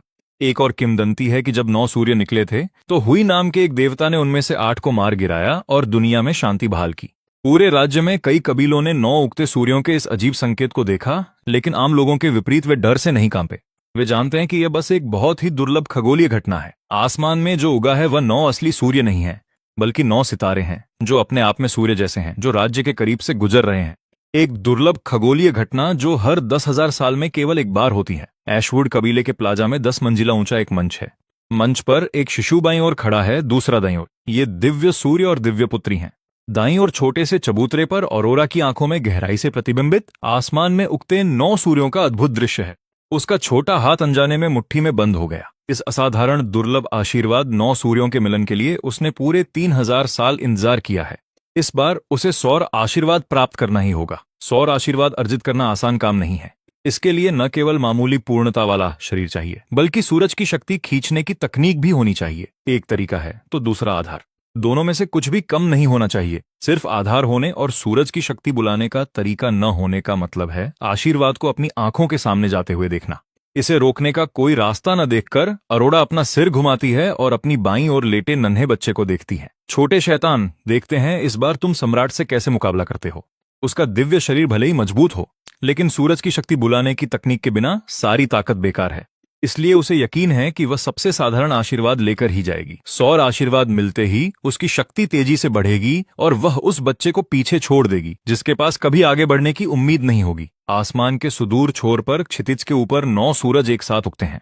उनकी धकती रोशनी नीचे धरती को झुलसा रही है। भोर के इस शुरुआती समय में भी तापमान असहनीय ऊंचाइयों पर पहुंच गया है। खेतों की फसलें मुरझाकर लटक गई हैं, मानो नमी की एक एक बूंद सूख गई हो। हिडन क्रिम्सन ड्रैगन सक्रिय हो गया है। बच्ची के शरीर से एक अग्नि ड्रैगन निकलता है जो सैकड़ों फीट लंबे विशाल सर्प में बदल जाता है। वह तेज रफ्तार से क्षितिज की ओर दौड़ता है। ड्रैगन की आभा बेहद भयानक है। उसका भारी दबाव आसमान को ढके हुए है। हजारों मील के दायरे में हर जानवर डर से झुक गया है। सूरज की शक्ति को खुद के लिए हथियाने के लिए अरोड़ा ने विशेष रूप से हिडन क्रिम्सन ड्रैगन तकनीक में महारत हासिल की थी। आदिम पृथ्वी कोर के मामूली पूर्णता स्तर पर उसके शरीर की ऊर्जा बस इस तकनीक को जारी करने के लिए काफी है, हालांकि मुश्किल से इसकी असली शक्ति के 10,000वें हिस्से से भी कम। जिस पल ऐशवुड कबीला अग्नि ड्रैगन को देखता है, उनके होश उड़ जाते हैं। क्या दिव्य पुत्री की रक्षा एक अग्नि ड्रैगन कर रहा है? क्या उसकी रगों में वाकई ड्रैगन का खून दौड़ रहा है? वह ड्रैगन सूरज की शक्ति के पीछे जा रहा है। उनमें से कोई नहीं जानता कि अरोड़ा सिर्फ एक तकनीक का उपयोग कर रही है। आखिरकार वह अभी सिर्फ 1 महीने की बच्ची है। वे केवल ड्रैगन के रक्षक होने की किसी घटना का अनुमान लगा सकते हैं कि 9 सूर्यों का मिलन देखकर ड्रैगन ने खुद ही सूरज की शक्ति को हासिल करने की कोशिश की। ऐसी घटना बेहद दुर्लभ है, हालांकि पूरी तरह अनसुनी भी नहीं है। मैं उस अग्नि ड्रैगन को घूरता हूं, मेरी आंखें थोड़ी सिकुड़ जाती हैं। मैंने नहीं सोचा था कि मेरी बहन इतनी शक्तिशाली होगी। उसके पास रक्षा के लिए एक अग्नि ड्रैगन भी है जो सूरज की शक्ति को हासिल करने में उसकी मदद कर रहा है। लगता है मुझे खुद कुछ करना पड़ेगा। मैं गहरे चिंतन में सिर झुका लेता हूं, यह सोचकर कि हार की इस स्थिति को जीत में कैसे बदला जाए। पाताल लोक में 1000 साल के चेक इन ने मुझे कई शक्तिशाली तकनीकें दी हैं, लेकिन अभी मैं सिर्फ 1 महीने का हूं और मैंने औपचारिक रूप से साधना शुरू नहीं की है। उनमें से ज्यादातर तकनीकें मेरी पहुंच से बाहर हैं। मेरी चेतना सिस्टम स्पेस में चली जाती हैं। यह अपनी तरह की एक निजी दुनिया है, एक समतल जमीन जो हर तरह के दुर्लभ खजानों और जादुई अमृतों से भरी हुई है। इस जगह के एक हिस्से में जेड की पट्टियां हवा में तैर रही हैं। कुछ इतनी भयानक आभा फैला रही हैं कि साफ पता चलता है कि उनमें कुछ असाधारण है। एक काला पत्थर जिससे गहरा धुआं निकल रहा है मेरा ध्यान खींच लेता है। यह वह तकनीक है जो मुझे नर्क की 12वीं मंजिल पर चेक इन करने पर मिली थी। Fiend hot devouring art. Fiend hot devouring art खून को उत्प्रेरक के रूप में इस्तेमाल करता है। अनगिनत शैतानों की शक्ति का उपयोग करके स्वर्ग और पृथ्वी को निगल जाता है। इस तकनीक को सक्रिय करने के लिए राक्षसी ऊर्जा की नहीं बल्कि खून की जरूरत होती है। उस खून के अंदर जितनी ज्यादा राक्षसी ऊर्जा होगी तकनीक उतनी ही शक्तिशाली हो जाएगी। आप कह सकते हैं कि अभी के लिए यह मेरे लिए सबसे सही तकनीक है। यही वह है। सिस्टम स्पेस के अंदर जो परछाई मैं बनाता हूं वह 22 के दशक के शुरुआती उम्र की लगती है। वही रूप जो मेरे पिछले जीवन में था। वह परछाई काले पत्थर को पकड़कर मुट्ठी में कुचल देती हैं। एक तेज कड़कड़ाहट के साथ पत्थर टूट जाता है। काली रोशनी की एक किरण मेरे माथे में समा जाती है। नई यादें तुरंत मेरे दिमाग में भर जाती हैं जिसमें फिएंड हॉट डिवोरिंग आर्ट की पूरी जानकारी है। सिस्टम के चेक इन से मिली तकनीकों का यही असली फायदा है। बस वस्तु को कुचलो और यह तुरंत सीख जाओ। अध्ययन या समझने की कोई थकाऊ प्रक्रिया जरूरी नहीं है। और अब मैं बिल्कुल जानता हूं कि फिएंड हॉट डिवोरिंग आर्ट को कैसे छोड़ना है। असली दुनिया में वापस अग्नि ड्रैगन क्षितिज की ओर दौड़ता है, ऊपर 9 सूर्यों पर हावी होते हुए। उसकी भयानक दहाड़ हजारों मील तक गूंजती है। नीचे जमीन पर रहने वाले हर जीव में डर पैदा करती है।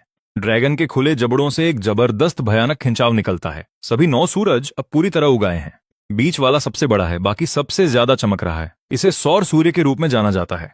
बाईं ओर 4 सूरज, दाईं ओर 4, हर एक बीच वाले की तुलना में थोड़ा छोटा और धुंधला है, जिस पर ड्रैगन का उग्र खिंचाव शुरू होता है। बीच का सौर सूर्य और भी चकाचौंध भरी रोशनी के साथ जल उठता है। पूरी धरती गहरे जलते लाल रंग में रंग गई है। बाईं ओर के 4 सूर्यों के बीच रोशनी की एक लाल किरण दिखाई देती है जो उन्हें एक साथ जोड़ती है। चारों में से हर एक अपनी ज्वाला शक्ति छोड़ता है जो बीच के सौर सूर्य में मिल जाती है। दाईं ओर के 4 सूरज भी यही करते हैं, जुड़ जाते हैं, अपनी सारी ज्वाला शक्ति बीच वाले सूरज में डाल देते हैं। अब सभी 9 सूर्यों की संयुक्त ज्वाला शक्ति एक में मिल गई है। बीच का सौर सूर्य और भी शानदार रोशनी के साथ फट पड़ता है। भयानक गर्मी ज्वार की तरह बाहर निकलती है, क्षितिज से भीतरी इलाकों की ओर बढ़ती है। गर्मी जिस चीज को भी छूती है वह राख हो जाती है। सौर सूर्य से रोशनी की एक किरण नीचे आती है, सीधे एशवुड कबीले की ओर। एक चमक के साथ अरोड़ा मन से ऊपर उठती है, हवा में तैरती है। रोशनी की किरण उसके शरीर से टकराती है, उसे पूरी तरह निगल लेती है और आग की लपटों में बदल देती है। एशवुड कबीले के इकट्ठा सदस्य आश्चर्य और खुशी से झूम उठते हैं। सौर आशीर्वाद दिव्य पुत्री ने सचमुच सूरज की शक्ति को बुला लिया। वह ड्रैगन इतना भयानक खिंचाव पैदा करने में सक्षम है, यह अविश्वसनीय है। अब जब दिव्य पुत्री को सौर आशीर्वाद मिल गया है तो उसकी भविष्य की उपलब्धियां निश्चित रूप से दिव्य सूर्यों से आगे निकल जाएंगी। मजबूत बनने के पीछे कई प्रमुख कारक होते हैं। प्रतिभा समीकरण का केवल एक हिस्सा है। भाग्य और अवसर ही वह चीज हैं जो वास्तव में पड़ा भारी करते हैं। कुछ असाधारण प्रतिभा के साथ पैदा होते हैं लेकिन बाद में बुरे भाग्य का शिकार हो जाते हैं। दूसरे कमजोर प्रतिभा के साथ शुरू करते हैं लेकिन बाद में एक के बाद एक अवसर पाते जाते हैं। दोनों की तुलना करें तो बाद वाला ही अंत में मजबूत निकलता है। सौर आशीर्वाद दिव्य पुत्री के लिए एक बहुत बड़ा बढ़ावा है। यह कच्ची प्रतिभा में किसी भी कमी को पूरा करने और दिव्य सूर्य के साथ अंतर को खत्म करने के लिए काफी है। गैरेथ अग्नि ड्रैगन की भयानक उपस्थिति को महसूस करता है। उसका पूरा शरीर कांप रहा है। पूर्वज सम्राट से जैसी उम्मीद थी, ऐसी भयानक उपलब्धि सिर्फ एक सच्चा दिव्य प्राणी ही इसे अंजाम दे सकता है। एशवुड कबीले के पास अपनी आभा छिपाने की तकनीकें हैं लेकिन इस अग्नि ड्रैगन के सामने वे कुछ भी नहीं है। पूर्वज सम्राट आखिरकार उजाड़ स्वर्ग लोक की एक महान शक्ति हैं। उनकी सबसे सामान्य तकनीक भी किसी भी चीज को कुचल सकती है। एवरलास्टिंग लोक में एल्डर एओन अपनी दाढ़ी सहलाते हैं। उनकी सफेद भौहें विस्मय से ऊपर उठ जाती हैं। पूर्वज सम्राट ने निश्चित रूप से आज से बहुत पहले ही इस सौर आशीर्वाद की तैयारी कर ली होगी। वह अग्नि ड्रैगन वास्तव में एक मास्टर स्ट्रोक है। यहां तक कि उनकी एक छोटी सी तकनीक भी मेरे 8000 साल के जीवन की साधना को शर्मिंदा कर देती है। गैरेथ उस नन्हे बच्चे की ओर देखता है जो कोई प्रतिक्रिया नहीं देता और पछतावे के साथ कहता है, एथन अभी सिर्फ 1 महीने का हुआ है। भला वह इस तरह की शक्ति को बुलाने की तकनीक कैसे जान सकता है? अब उसके लिए सौर आशीर्वाद पाने का कोई तरीका नहीं है। कितने शर्म की बात है। 10,000 साल में एक बार होने वाले इस 9 सूर्यों के मिलन को पकड़कर हाथ से जाने देना वाकई अफसोस की बात है। लेकिन वे मेरी मदद करने के लिए कुछ नहीं कर सकते।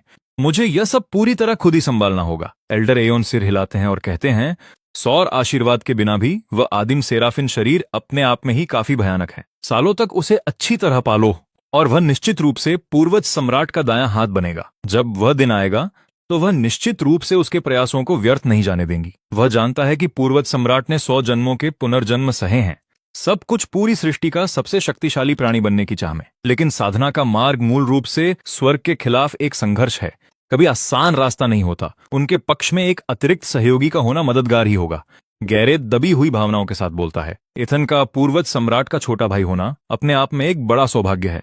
1 लाख साल की तैयारी के बाद उनके पास किस खजाने की कमी हो सकती है? जब तक इथन खुद को साबित करता है, पूर्वज सम्राट निश्चित रूप से कंजूसी नहीं करेंगी। जो उनके हाथों से फिसल जाता है वह भी उसके जीवन के लिए काफी होगा। मंच पर जिस पल मैं अपनी आंखें खोलता हूं, मुझे चकाचौंध रोशनी दिखाई देती है। मैं जल्दी से खुद को बचाने के लिए एक छोटा हाथ ऊपर करता हूं। मेरी बहन ने सूरज की शक्ति को बुला लिया है। मुझे जल्दी और तेजी से कुछ करना होगा। यह दुर्लभ दिव्य घटना ज्यादा देर नहीं चलेगी। अगर मैंने इसे गंवा दिया तो मुझे इस जीवन में दूसरा मौका कभी नहीं मिलेगा। मेरी उंगली के पोर से काले खून की एक बूंद निकलती है जो भयानक काली रोशनी के साथ चमक रही है। एसेंस ब्लड की एक बूंद जो भारी राक्षसी ऊर्जा से भरी है, अविश्वसनीय रूप से कीमती है। अगर मेरा दिव्य शरीर अभी पूर्णता तक न पहुंचा होता तो मैं कभी इस तरह एसेंस ब्लड जलाने की हिम्मत न करता। फिएंड हॉट डिवोरिंग आर्ट, मेरी उंगली पर खून की वह काली बूंद सीधे आसमान में उड़ जाती है। एक फुसफुसाहट के साथ खून एक काले कोहरे में बदल जाता है। एक गहरी गूंज सुनाई देती है। आसमान में हजारों फीट लंबी दरार फट जाती है, मानो किसी भयानक शैतान देवता ने उसे अपने नंगे हाथों से फाड़ दिया हो। दरार के दूसरी तरफ से भारी राक्षसी ऊर्जा बाहर निकलती है। हजारों फीट ऊंचे शैतान देवता एक के बाद एक दरार से बाहर निकलते हैं। गिनने पर यह साफ हो जाता है, वे ठीक 10 हार हैं। उनकी भयानक राक्षसी आभा ऊपर उठती है, एक घना काला बादल बनाती है जिसने 9 सूर्यों की रोशनी को भी धुंधला कर दिया है। भीड़ ऊपर शैतान देवताओं को घूर रही है, दहशत में डूब रही है। किसी को नहीं पता कि क्या हो रहा है। आखिर दुनिया में यह क्या हो रहा है? क्या वे भी सूरज की शक्ति के पीछे हैं? यह भयानक है। मुझे लगता है कि उनमें से किसी के एक बार छींकने से ही मैं मर सकता हूं। ऐशवुड कबीले के कई सदस्य डर के मारे बाहर की तरफ भागते हैं, एक पल भी और रुकने की हिम्मत नहीं करते। अरोरा अभी भी सूरज की शक्ति सोख रही है। वो उस तीव्र सौर अग्नि से घिरी हुई है। उसके चारों ओर मौजूद राक्षसी ऊर्जा उसे बिल्कुल भी छू नहीं पाती। ठीक उसी समय जब हर कोई ये सोचता है कि दानव देवता एवरलास्टिंग क्षेत्र पर हमला करने वाले हैं, कुछ पूरी तरह अप्रत्याशित होता है। 10,000 दानव देवता हमला करने के लिए कोई हरकत नहीं करते। इसके बजाय वो सब 9वें स्वर्ग के ऊपर हवा में तैरते हुए पालथी मारकर बैठ जाते हैं। 10,000 दानव देवताओं को एक साथ बैठा देखना हैरान कर देने वाला है। एक अखंड समुद्र की तरह जो खुद आकाश को ढके हुए है। एक गहरी गूंज के साथ एक दानव देवता एक भयानक खिंचाव पैदा करता है, क्षितिज से सूरज की शक्ति को खींचता है। एक और गूंज सुनाई देती है जैसे दूसरा दानव देवता अपनी ताकत छोड़ता है। गूंज पर गूंज, सभी 10,000 दानव देवता एक एक करके शामिल हो जाते हैं, आकाश के ताने बाने को चीरते हुए, मानो स्वर्ग ही ढह जाएगा। आकाश के किनारे पर मौजूद 9 सूर्य आखिरकार अब और सहन नहीं कर सकते।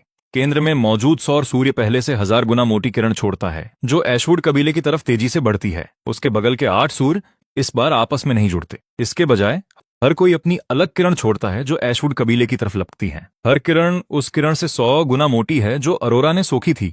एक चमक के साथ मैं हवा में ऊपर उठता हूं। सभी 9 किरणें मेरे शरीर पर एक साथ टकराती हैं। सुनहरा प्रकाश मुझे पूरी तरह निगल लेता है। उस सुनहरे प्रकाश के भीतर सौर अग्नि का चरम संकेंद्रण है जो ऊपर मौजूद 10,000 दानव देवताओं को तुरंत बिखेर देता है। लेकिन कोई बात नहीं, 10,000 दानव देवताओं ने अपना उद्देश्य पूरा कर लिया है, सफलतापूर्वक सूरज की शक्ति को नीचे खींच लिया है। सामान्य परिस्थितियों में दानव देवता खुद सूरज की शक्ति को सोख सकते हैं। यहाँ उनका मुख्य उद्देश्य बस उस शक्ति को स्वर्ग से नीचे खींचना और मुझे एक आशीर्वाद के रूप में देना है। सभी 9 सूर्यों की संयुक्त रोशनी अंधे कर देने वाली है। ऐशवुड कबीले का हर सदस्य अपने दोनों हाथों से अपनी आंखें ढकता है। कुछ जो थोड़ी देर से प्रतिक्रिया करते हैं, जहां किरणें मिलती हैं उसे बस एक झलक देखने पर ही उनकी आंखों से खून रिसने लगता है। सिर्फ वही जिनके पास वास्तव में जबरदस्त शक्ति है, आध्यात्मिक ऊर्जा से अपनी दृष्टि ढाल सकते हैं। आकाश की ओर देखते हुए गैरेथ का जबड़ा लगभग जमीन से लग जाता है। उसका मुंह इतना खुला हुआ है कि पूरा इंसान अंदर आ जाए। हे भगवान! अपने सामने का दृश्य देखकर वो आदमी जो हमेशा शालीनता से रहता है एक असली गाली देता है। सिर्फ ईथन के लिए 10,000 दानव देवताओं का सूरज की शक्ति बुलाना ये भयानक से परे है। उसने अभी जो देखा वो बेहद चौंकाने वाला था। 10,000 दानव देवताओं के प्रोजेक्शन हजारों फुट लंबे एक ही तकनीक का इस्तेमाल करते हुए और पूर्ण सामंजस्य में आकाश के किनारे से सूरज को नीचे खींच रहे हैं। उस भयानक खिंचाव के नीचे स्वर्ग खुद ढहने ही वाला था। अगर ये सौर ऊर्जा बुलाने का तरीका है तो ये शायद पूरी एवरलास्टिंग दुनिया की शक्ति को एक बार में खींच सकता है। कोई और कैसे मुकाबला करेगा? ईथन के पास अनगिनत राक्षसों की सुरक्षा होगी। गैरेथ सोच नहीं सकता कि वो राक्षस कैसे प्रकट हुए, इसलिए वो इसी नतीजे पर पहुंचता है। यही एकमात्र चीज है जो समझ में आती है। एल्डर एओन का पूरा शरीर कांपता है।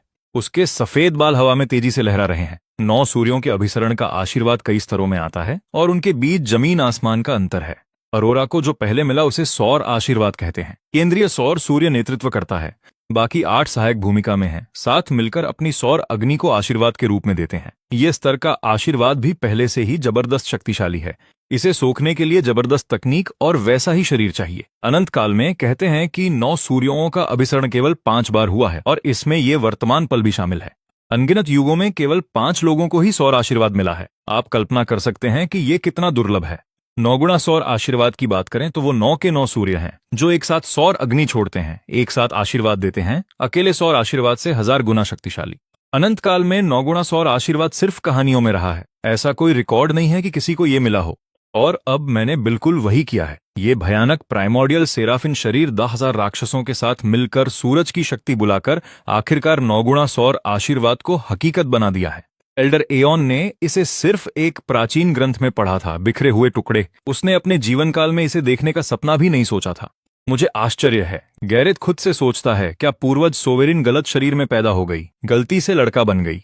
अगर ये बच्चा सचमुच पूर्वज सोवेरिन होता तो सब कुछ अचानक समझ में आ जाता। चाहे उसकी शक्ति कितनी भी जबरदस्त क्यों न होती, सब उसे स्वीकार करने के लिए तैयार होते। लेकिन पूर्वज सोवेरिन वो बच्चा नहीं है, वो बच्ची है। 1,00,000 साल की तैयारी, और फिर भी वो एक नवजात लड़के के बराबर नहीं हो सकती, वो भी थोड़े बहुत अंतर से नहीं।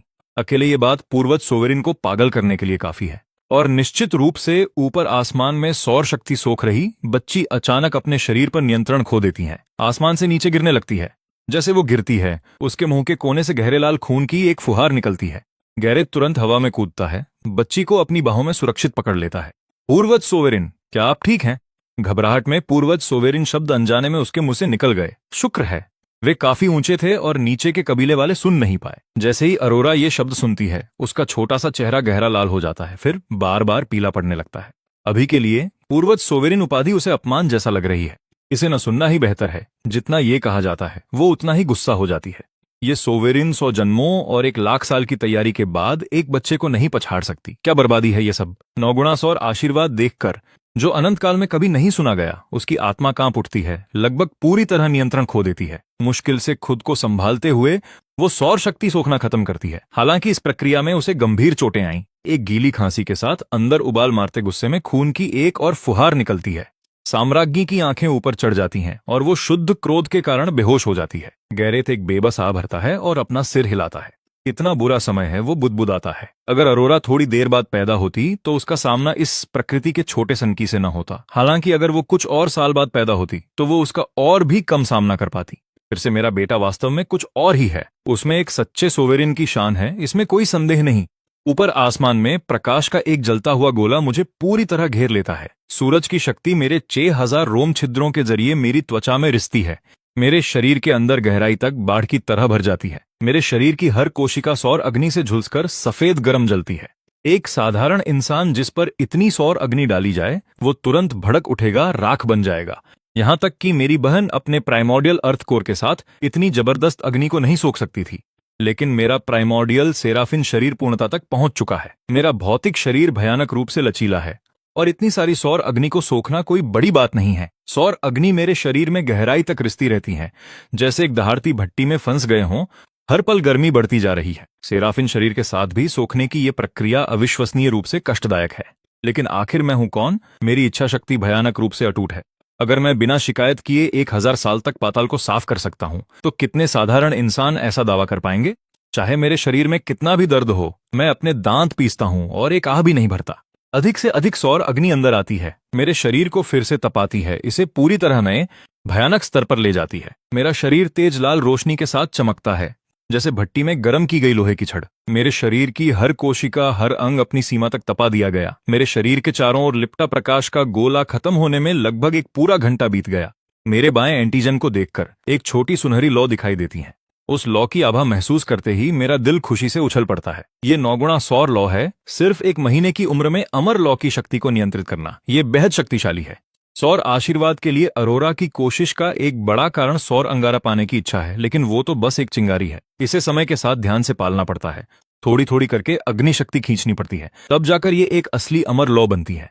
लेकिन नौगुणा सौर आशीर्वाद पाना न केवल दिव्य शरीर को मजबूती देता है, बल्कि ये सीधे एक पूरी तरह से बनी हुई अमर लौ देता है। नौगुणा सौर लौ 9 सूर्यों के मिलन से बनी अमर लौ मानक सौर लौ से 100 गुना शक्तिशाली है। एक अमर लौ अस्तित्व में मौजूद किसी भी चीज को राख कर सकती है। ये मेरा सबसे शक्तिशाली ट्रम्प कार्ड बनने के लिए बाध्य है। जो भी मुझसे उलझने की मूर्खता करे, इस लौ का एक झोंका और समस्या खत्म। ये महीने भर चलने वाले आशीर्वाद समारोह में मेरी सबसे बड़ी जीत ये नौगुणा सौर लौ है। ठीक उसके पीछे मेरे दिव्य शरीर को सौर अग्नि से तपाया गया है। ताकत के ऐसे स्तर पर पहुंचा जो अविश्वसनीय है, एक फायदा जो सालों तक मेरी खेती को चुपचाप आकार देगा। जैसे जैसे 9 सूर्यों का अभिसरण अपने शिखर पर पहुंचता है, बाकी 8 सूर्य जल्दी ही फीके पड़ जाते हैं। सूरज की शक्ति को पूरी तरह सोख लेने के बाद मैं वापस मंच पर उतर आता हूँ। ऐशवुड कबीले के सदस्य खुशी से उछल पड़ते हैं, एक सुर में मंत्र पढ़ते हैं, दिव्य सूर्य दिव्य सूर्य दिव्य सूर्य। एक बार फिर उन्होंने दिव्य सूर्य की जबरदस्त शक्ति को सीधे देखा है और अब उन्हें यकीन है जल्द ही दिव्य सूर्य सारी सृष्टि का सबसे शक्तिशाली प्राणी बनने के लिए नियत है। ऐशवुड कबीले को एक नए स्वर्ण युग में ले जाएगा। 3 साल बाद एक विशाल आंगन में फूलों की क्यारियों में 100 तरह के फूल खिले हैं। कुछ इंद्रधनुषी तितलियां उनके बीच मंडरा रही हैं। एक बांस के मंडप के पास 2 बच्चे खड़े हैं। छोटे लड़के की आंखें बड़ी और आकर्षक हैं और चेहरा सुंदर है। इसमें कोई संदेह नहीं कि वो बड़ा होकर एक बेहद आकर्षक युवक बनेगा। क्या तुम्हें लगता है कि ये सुंदर है? छोटी बच्ची की त्वचा गोरी है और उसका चेहरा गोल मटोल है, पूरी तरह प्यारी। लड़का अपना हाथ आगे बढ़ाता है। एक ग्रे तितली धीरे से उसकी हथेली पर बैठ जाती है। देखो दीदी, इस तितली के पंखों पर पैटर्न देखा? ये किसी बुने हुए सन के धागे जैसा दिखता है। मैंने इसे एक अच्छा नाम दिया है, फ्लैक्सविंग। मैं तितली को अपनी बहन की तरफ बढ़ाता हूँ। अरोरा लड़के का हाथ हटा देती हैं उबाऊ। अचानक हुई हरकत से घबराकर तितली तुरंत उड़ जाती है। मैं पूरी तरह निशब्द रह जाता हूँ। क्या छोटी लड़कियों को तितलियां और फूल जैसी चीजें पसंद नहीं होनी चाहिए? मेरी बहन इतनी अलग क्यों है? इस कम उम्र में उस चाकू, तलवार और वैसी चीजें पसंद हैं। उससे शादी करने की हिम्मत कौन करेगा? 3 साल बीत जाते हैं। 3 साल बीत जाते हैं। दोनों बच्चे काफी लंबे हो गए हैं, अब आसानी से दौड़ सकते हैं और कूद सकते हैं, यहाँ तक कि मजे के लिए छतों पर चढ़ना और टाइलें तोड़ना भी। औपचारिक साधना प्रशिक्षण बस शुरू ही होने वाला है। मैं इंतजार नहीं कर सकता यह जानने के लिए कि आदिम सेराफिन शरीर वाला व्यक्ति कितनी तेजी से साधना कर सकता है। गैरेथ के कदमों की आवाज आंगन में गूंजती है। वे बच्चों की ओर बढ़ रहे हैं। मैं अपना सिर पीछे करके इस चौड़े कंधों वाले अधेड़ व्यक्ति को ऊपर देख रहा हूं। गैरेथ उनके स्तर तक झुक जाते हैं। अभी नहीं बच्चों, साधना अभी शुरू नहीं होगी। मैं पहले तुम्हें कहीं ले जा रहा हूं। पापा, हम कहाँ जा रहे हैं? क्या तय नहीं हुआ था कि हम आज से साधना शुरू करेंगे? साधना एक पल इंतजार कर सकती है, फिलहाल इससे भी ज्यादा जरूरी कुछ है। वे धीरे से लड़के के बालों को सहलाते हैं। दोनों बच्चे काफी समय से बात कर रहे हैं और अपनी उम्र के हिसाब से बेहद तेज दिमाग हैं। पैट्रिक सोवरेन की बात समझ आती है, उन्होंने 1 लाख साल जी हैं, लेकिन मेरी खुद की बुद्धिमानी ने उन्हें वाकई हैरान कर दिया। इसलिए उन्होंने मेरी तेजी का श्रेय केवल आदिम सेराफिन शरीर को ही दिया। आखिर ऐसे दिव्य शरीर के साथ थोड़ी अतिरिक्त बुद्धिमानी तो स्वाभाविक ही लगती थी। ऐशवुड एस्टेट का विस्तार एक पूरे शहर जितना है, जो जमीन के एक बहुत बड़े हिस्से पर फैला है। पीछे की ओर 1000 एकड़ का प्रशिक्षण मैदान है, जिसके बगल में 100 फीट ऊंची एक पत्थर की शिला खड़ी है। शिला के सबसे ऊपरी हिस्से पर बड़े अक्षरों में लिखा है, आदिम शरीर रैंकिंग। दोनों बच्चों को बाहों में लिए गैरेथ शिला के पास जाते हैं। अब तुम दोनों इस शिला को छुओ और देखो कि क्या तुम आदिम रैंकिंग में जगह बना सकते हो। साधना की दुनिया में एक महान रैंकिंग मौजूद है, जिसे आदिम शरीर रैंकिंग कहा जाता है। यह रैंकिंग दिव्य शरीर, कच्ची दिव्य शक्ति और ऐसी ही कई खूबियों को मापती है। जो कोई भी इस सूची में जगह बनाता है, उसे स्वर्ग से भी बड़ी एक मौका मिलता है। एक ऐसा मौका जिसे अगर सही से पकड़ा जाए तो यह उन्हें सीधे शिखर पर पहुंचा सकता है। लेकिन रैंकिंग का प्रयास करने के लिए एक अतिरिक्त शर्त है। उम्मीदवार को पहले एक निश्चित उम्र पूरी करनी होती है। दरअसल कई अलग अलग आदिम रैंकिंग हैं। उनके सामने वाली रैंकिंग खास तौर पर दिव्य शरीरों के लिए है। अरोरा जैसे दिव्य शरीरों को ध्यान में रखें तो इस रैंकिंग में चढ़ना तो बस खेल होना चाहिए था। सिर्फ उम्र ही अब तक की इकलौती बाधा थी। मैंने दूर से ही शिला को देख लिया था और मेरी दिलचस्पी तुरंत बढ़ गई। अपने आदिम सेराफिन शरीर के साथ दिव्य शरीर रैंकिंग में पहला स्थान पक्का है। यह रैंकिंग हर प्रासंगिक गुण को एक साथ तौलकर तय की जाती है। अरोरा का ही उदाहरण ले, उसके पास आदिम पृथ्वी कोर और सॉवरेन अर्थबोन है। जब शिला उसका मूल्यांकन करती है तो वह दोनों खजानों को जोड़कर कुल शक्ति आंकती है। इंसान के पास जितने ज्यादा तुरूप के इक्के होंगे, रैंकिंग में जगह बनाना उतना ही आसान होगा। मैं अपना गला ऊपर उठाकर शिला के निचले हिस्से पर लिखे छोटे अक्षरों को पढ़ता हूँ। दिव्य शरीर रैंकिंग में प्रथम स्थान फेनविर एम्ब्रीलीफ, उजाड़ पवित्र शरीर शिरोमणि। दूसरे नंबर पर कॉरिन वोस, दाओ भ्रूण शरीर। तीसरे पर रेलिन कॉरवान, सॉवरेन तलवार हड्डी। सूची में केवल 100 सबसे शक्तिशाली लोगों के नाम होते हैं। जब भी कोई नया नाम रैंकिंग में चढ़ता है तो 100वें स्थान वाला अपने आप बाहर हो जाता है। हर व्यक्ति अधिकतम 10,000 साल तक अपना स्थान बनाए रखता है, उसके बाद उन्हें हटा दिया जाता है। फेनविर एम्ब्रीलीफ का नाम देखकर मुझे पुरानी यादें ताजा हो गईं। मैं पिछले जीवन में उससे भी मिला था। आदिम शरीर रैंकिंग केवल ऐशवुड कबीले तक ही सीमित नहीं है। इस जैसी शिलाएं पूरे संसार में मौजूद हैं। यह केवल एवरलास्टिंग क्षेत्र के साधकों का रिकॉर्ड नहीं रखती, यह पूरी साधना दुनिया के हर अभ्यासकर्ता को कवर करती है। 900 स्थानों के लिए खरबों खरब लोग प्रतिस्पर्धा करते हैं। शिखर पर पहुंचने का मतलब है उन सभी खरबों में सबसे शक्तिशाली कहलाना।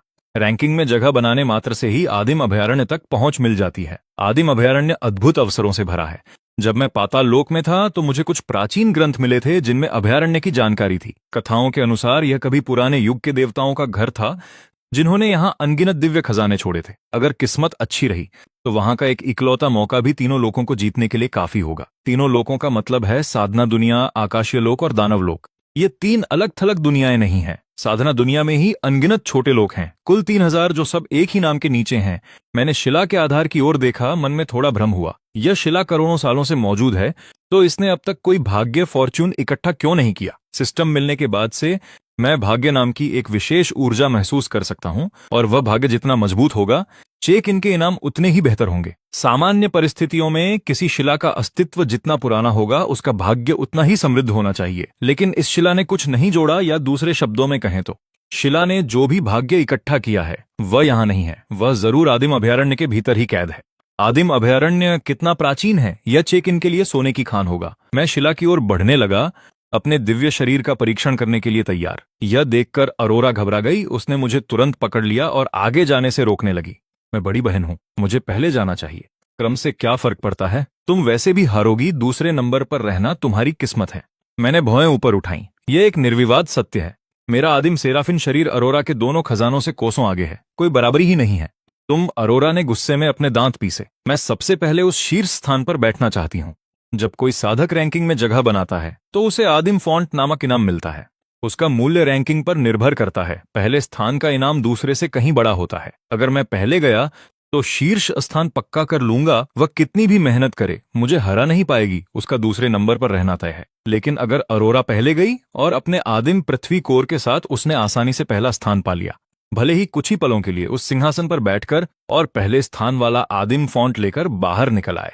जब मैं बाद में परीक्षण करूंगा तो मैं वैसे भी शीर्ष स्थान ले लूंगा, अपना खुद का इनाम पाकर। इस तरह हम दोनों को अधिकतम लाभ मिलेगा। और वैसे भी अरोरा को आदिम अभयारण्य के भाग्य में दिलचस्पी है, और केवल शीर्ष रैंक ही वहां सुरक्षित प्रवेश देती है। इसीलिए उसे मेरे पहले परीक्षण करना चाहिए। बिल्कुल नहीं, मैं बड़ा भाई हूं, मैं पहले जाऊंगा। मैं मुड़ा और सीधे शिला की ओर चल दिया। अरोरा ने लड़के के हाथ को जोर से खींचा, पर उसकी ताकत का कोई मुकाबला नहीं था। 9 बैल मिलकर भी मेरी एक उंगली की ताकत का मुकाबला नहीं कर सकते थे। जमीन पर खुरचते हुए वो मेरे पीछे घिसटती आई। अमर हिरण की टांग मेरे पास एक है, मैं तुम्हें एक दूंगा। अगर तुम मुझे पहले जाने दो तो कोई विकल्प न होने पर उसने अपने चिढ़ाने वाले भाई को रिश्वत देना ही बेहतर समझा। अमर हिरण की टांग सुनते ही मैं रुक गया। अमर हिरण एवरलास्टिंग दुनिया में दुर्लभ हैं, बिल्कुल फिनिक्स या ड्रैगन की तरह। उनका मांस बेहद कोमल और रसीला होता है, जिसका कोई सानी नहीं। मेरे तीसरे जन्मदिन की दावत में मुझे अमर हिरण की टांग खाने का मौका मिला था, और तब से मैं उसका दीवाना हूं। अब यह सुनकर कि मेरी बहन के पास एक है, मेरे मुंह में तो पानी आ गया। सच में? बेशक। अरोरा ने अपनी कमर की थैली में हाथ डाला और 30 फीट लंबी हिरण की टांग जमीन पर गिर पड़ी। मैं उसे देखकर पिघल गया। मेरा संकल्प तुरंत टूट गया। तुम्हें अमर हिरण की टांग मिली कहां से, और वह भी इतनी विशाल? अमर हिरण खुद में ही दुर्लभ हैं। 30 फीट लंबी टांग का मतलब है कि हिरण ने हजारों साल तक साधना की होगी। वह एक असली बुजुर्ग जानवर था जिसे मारना नामुमकिन है। इसका मांस मोटी और शक्तिशाली आध्यात्मिक ऊर्जा से भरा होता है। इसे खाने से शरीर को गहरा पोषण मिलता है। अमर हिरण के मांस का एक निवाला भी एक सामान्य व्यक्ति की उम्र कई साल बढ़ा सकता है, और लंबे समय तक खाने से यह उनके संविधान को ही बदल सकता है, साधना का रास्ता खोल सकता है। यह तो मुझे पापा ने दिया था, जाहिर है। अरोरा पीछे मुड़कर उस आदमी को देखती है। मैंने छोटा सा सिर हिलाया। उस हिरण की टांग की खातिर मैं तुम्हें पहले जाने दूंगा। पहले परीक्षण करूं या बाद में, मेरे लिए कोई खास फर्क नहीं पड़ता। मैं तो आखिर में शीर्ष स्थान पा ही लूंगा। क्यों ना अपनी बहन को कुछ देर के लिए पहले स्थान का मजा लेने दूं। सौदा पक्का। मैंने हिरण की टांग पर हाथ फेरा और उसे अपनी रिंग में रख लिया। यह स्टोरेज रिंग गैरेत का तोहफा था। इसके अंदर की जगह बहुत बड़ी है। यहाँ 100 फीट का पहाड़ भी बिना किसी समस्या के समा सकता है। ऐशवुड जैसा बड़ा खानदान निश्चित रूप से इतनी भव्यता का खर्च उठा सकता है। अरोरा ने राहत की सांस ली। पिछले 3 सालों में उसे पता चल गया है कि मैं कितना खाता हूँ। हर भोजन में बहुत ज्यादा मात्रा, और जैसे ही अच्छा खाना दिखे मुझे दूर ले जाना नामुमकिन है। अमर हिरण की टांग बेशक कीमती है, लेकिन उसे पहले स्थान के लिए बदलना घाटे का सौदा नहीं है। शीर्ष पर थोड़ी देर बैठना भी पूरा इनाम पाने के लिए काफी है। एक बार लॉक हो जाने के बाद कोई नुकसान नहीं है। अरोरा आदिम पट्टिका की ओर बढ़ती है। मैं गैरेथ के पास टहलते हुए जाती हूँ और थोड़ा मुंह फुलाकर अपना सिर पीछे झुकाती हूँ। डैड, मुझे भी अमर हिरण का मांस चाहिए। मुझे उम्मीद ही नहीं थी कि एशवुड कबीला कभी अमर हिरण का मांस जुटा पाएगा। अगर इसे वीरान स्वर्ग लोक से मंगवाया गया हो तो इसकी कीमत मांस की असल कीमत से कहीं ज्यादा होगी। ईथन यह सवाल सुनते ही गैरेथ का सिर चकराने लगता है। सच तो यह है कि उसने वह अमर हिरण का पैर कभी अरोरा को दिया ही नहीं था। वह तो अरोरा के अपने आदिम ब्रह्मांड टावर से आया था। वह टावर बेहद शक्तिशाली है, जो सीधे आत्मा के साथ मिल सकता है। वह सैकड़ों पुनर्जन्मों में उसके साथ रहता है और कभी खोता नहीं, और वह जो कुछ भी इकट्ठा करती है वह जीवन दर जीवन बढ़ता ही जाता है। अरोरा जो भी खजाना निकालती हैं, वह हमेशा सबसे ही कहती है कि वह एशवुड कबीले का है, ताकि किसी को शक न हो। लेकिन इससे गैरेथ मुश्किल में पड़ जाता है। ईथन, मैं तुम्हें भी जल्द ही ताजा हिरण का मांस जरूर लाकर दूंगा। ईथन, मुझे दिखावे के लिए अरोरा का पक्ष लेना पड़ता है, लेकिन मैं पीछे से तुम्हें बहुत सी अच्छी चीजें देकर इसकी भरपाई कर दूंगा, ठीक है? वो मुझे ये सब कैसे समझाता? वो शायद ही कह पाता कि तुम्हारी बहन ही पुनर्जन्म ले चुकी पैतृक संप्रभु है और एशवुड कबीले की हर संपत्ति तकनीकी रूप से उसी की है। पिछले 3 सालों में उसने चुपचाप पैतृक संप्रभु के निजी खजाने से मेरे इस्तेमाल के लिए बेशुमार खजाने निकाले हैं। मैं सिर हिलाती हूँ। ठीक है, आदिम पट्टिका प्रशिक्षण मैदान के पास ही है, जहां कबीले के कई युवा सदस्य पहले से ही साधना में लीन हैं। कबीले के मुखिया को दिव्य पुत्र और दिव्य पुत्री के साथ आते देख वे तुरंत भांप जाते हैं कि क्या होने वाला है और देखने के लिए उमड़ पड़ते हैं। 3 घेरे, फिर 3 और वे इतनी भीड़ लगा लेते हैं कि परिंदा भी पर न मार सके। अरे वाह, दिव्य पुत्र और दिव्य पुत्री अपने दिव्य शरीरों की परीक्षा दे रहे हैं। मैं उन्हें रैंकिंग में ऊपर चढ़ते देखने के लिए बेसब्र हूं, है ना? नतीजा तो पहले से ही पता है, दिव्य पुत्र ही पहला स्थान हासिल करेगा। आखिरकार हमारे एशवुड कबीले का कोई सदस्य आदिम रैंकिंग में सबसे ऊपर होगा। सोचती हूं कि उन दोनों को किस तरह का आदिम फोंट मिलने वाला है। सही है, रैंकिंग में जगह बनाना बेहद मुश्किल है। आपको खरबों लोगों से मुकाबला करना पड़ता है। भले ही एशवुड कबीला एक प्राचीन रक्तधारा हो, जिसके पीछे 1 लाख साल का इतिहास है, हमारे कबीले के गिने चुने लोग ही उस रैंकिंग तक पहुंच पाए हैं। 1 लाख साल सुनने में लंबा लग सकता है, लेकिन करोड़ों वर्षों की तुलना में यह बस एक पल है। अरोरा पट्टिका के पास पहुंचती है। उसके हाथ के चारों ओर एक हल्की सी चमक छा जाती है, जिसे वह पत्थर के आधार पर टिका देती है। पट्टिका तुरंत उसकी उपस्थिति महसूस कर लेती है और एक गहरी गूंज के साथ कांपने लगती है। पत्थर से भयानक ऊर्जा की लहरें उठकर आसमान को छूने लगती हैं।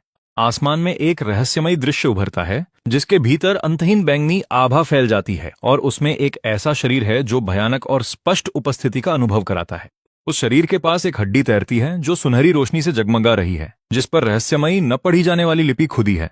अजीब संकेत सीधे उसकी सतह पर जल रहे हैं। एक आम इंसान के लिए बस एक नजर ही काफी है कि वो उससे निकलने वाली दुनिया खत्म कर देने वाली ताकत का भारी दबाव महसूस कर ले। एशवुड कबीले के सभी लोग गर्दन उचकाकर खौफ के साथ उस दृश्य को देख रहे हैं। हे भगवान, आदिम बैंगनी आभा के भीतर पला बढ़ा दिव्य शरीर, यह कितना भयानक हो सकता है? मेरे खुदा, वह हड्डी दुनिया को खत्म करने वाली ताकत क्यों पैदा कर रही है? यह वाकई शक्तिशाली है।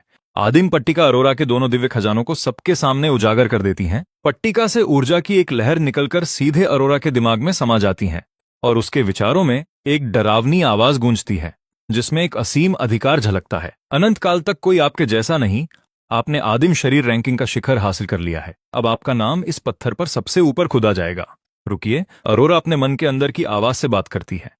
मैं अपना नाम गुप्त रखना चाहती हूँ। कायल नाम का इस्तेमाल करो। अरोरा एशवुड नाम का 1 लाख साल पहले बहुत बड़ा रसूख हुआ करता था। पूरे वीरान स्वर्ग लोक में बस उसका नाम लेने भर से राक्षस थर-थर कांपते थे। अगर उसका नाम अब आदिम पट्टिका पर दिखाई देता तो 1 लाख साल पहले वाले उसी नाम से मेल खाता और यह तुरंत अनगिनत शक्तियों का ध्यान खींच लेता। वे प्राचीन राक्षस जिन्होंने लाखों साल बिताए हैं, जो शक करने लगते तभी और उसे मुसीबत में डालने के लिए आधमकते। फिलहाल उसकी ताकत बहुत कम है और खुद को बचाने का कोई साधन नहीं है। अगर उन प्राचीन राक्षसों में से किसी ने उस पर नजर डाली तो उसका बचना नामुमकिन है। इसलिए नाम छुपाए रखना ही समझदारी है। एक दिन जब उसमें इतनी ताकत होगी कि वह स्वर्ग और पृथ्वी दोनों को चुनौती दे सके, तब वह सच उजागर करेगी और खुद को साबित करेगी। उसने पहले ही 1 लाख साल इंतजार किया है। थोड़ा और इंतजार करना बड़ी बात नहीं। जो आपकी इच्छा पट्टिका गूंजती और हिलती है। रैंकिंग के सबसे ऊपर एक सुनहरी नाम धीरे धीरे उभरता है। शरीर रैंकिंग में पहला स्थान काइल आदिम पृथ्वी कोर और संप्रभु पृथ्वी हड्डी का वाहक। पूर्व के पहले और दूसरे नंबर के खिलाड़ी नीचे खिसक जाते हैं। शरीर रैंकिंग में दूसरा स्थान फेनरिर एम्बरलीफ वीरान पवित्र शरीर सर्वोच्च। तीसरा स्थान कोरिन वॉस पवित्र शरीर दाओ भ्रूण। लाल रोशनी का एक गोला आसमान से नीचे गिरता है, अरोरा के सिर पर टिककर उसके दिमाग में समा जाता है। उस गोले के भीतर छिपा आदिम फोंट, जिसे केवल वही एक्सेस कर सकती है। तीनों लोकों में 1,00,000 आदिम शरीर पट्टिकाएं खड़ी हैं, जो हर प्रमुख शक्ति और क्षेत्र में फैली हुई हैं, और उसी पल वे सभी 1,00,000 पट्टिकाएं एक साथ जाग उठती हैं। तेजी से ऊर्जा की भयानक लहरें आसमान में फूटती हैं, जो हर आसमान में वही रहस्यमयी दृश्य पेश करती हैं। अंतहीन बैंगनी आभा उस दृश्य को भर देती है, जिसमें आदिम पृथ्वी कोर और संप्रभु पृथ्वी हड्डी चमक रही है। जैसे ही यह दृश्य दिखाई देता है, तीनों लोग थर्रा उठते हैं। 3,000 छोटे लोकों में अनगिनत प्राचीन कबीले और शक्तिशाली संप्रदाय।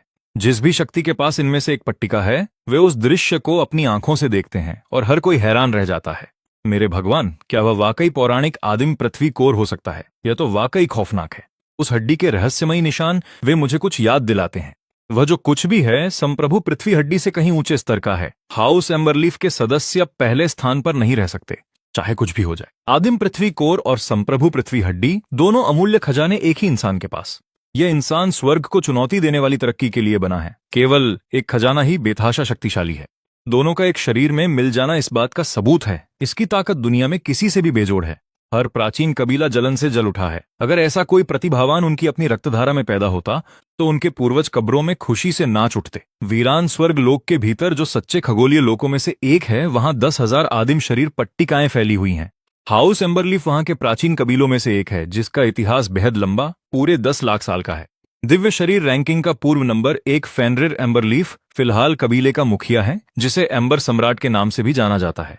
हाउस एम्बरलीफ के प्रतिबंधित मैदानों में लंबे बिखरे बालों वाला एक शख्स अपनी आंखें खोलता है। उसकी आंखों में एक भयानक रोशनी जलती है। इस सम्राट की जगह लेने की हिम्मत किसने की?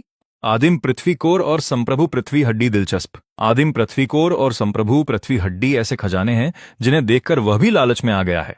उसके भीतर एक भूख जाग रही है। अगर वह किसी तरह उस संप्रभु पृथ्वी हड्डी को छीनकर अपने शरीर में लगा सके, तो उसकी ताकत एक पल में कई गुना बढ़ जाएगी। काइल, यह कौन है? कोई तो जाओ और पता लगाओ कि यह नाम किस लोक से आया है। प्राचीन कबीलों में ऐसे नाम बहुत दुर्लभ हैं, जिससे उसे शक है कि यह कोई छद्म नाम हो सकता है। तो आज के लिए बस इतना ही। अगर आपको ये वीडियो पसंद आई हो तो लाइक, शेयर और सब्सक्राइब जरूर कीजिए, और ऐसी ही शानदार वीडियो देखने के लिए हमारे चैनल के साथ जुड़े रहिए। चलिए मिलते हैं नेक्स्ट वीडियो में।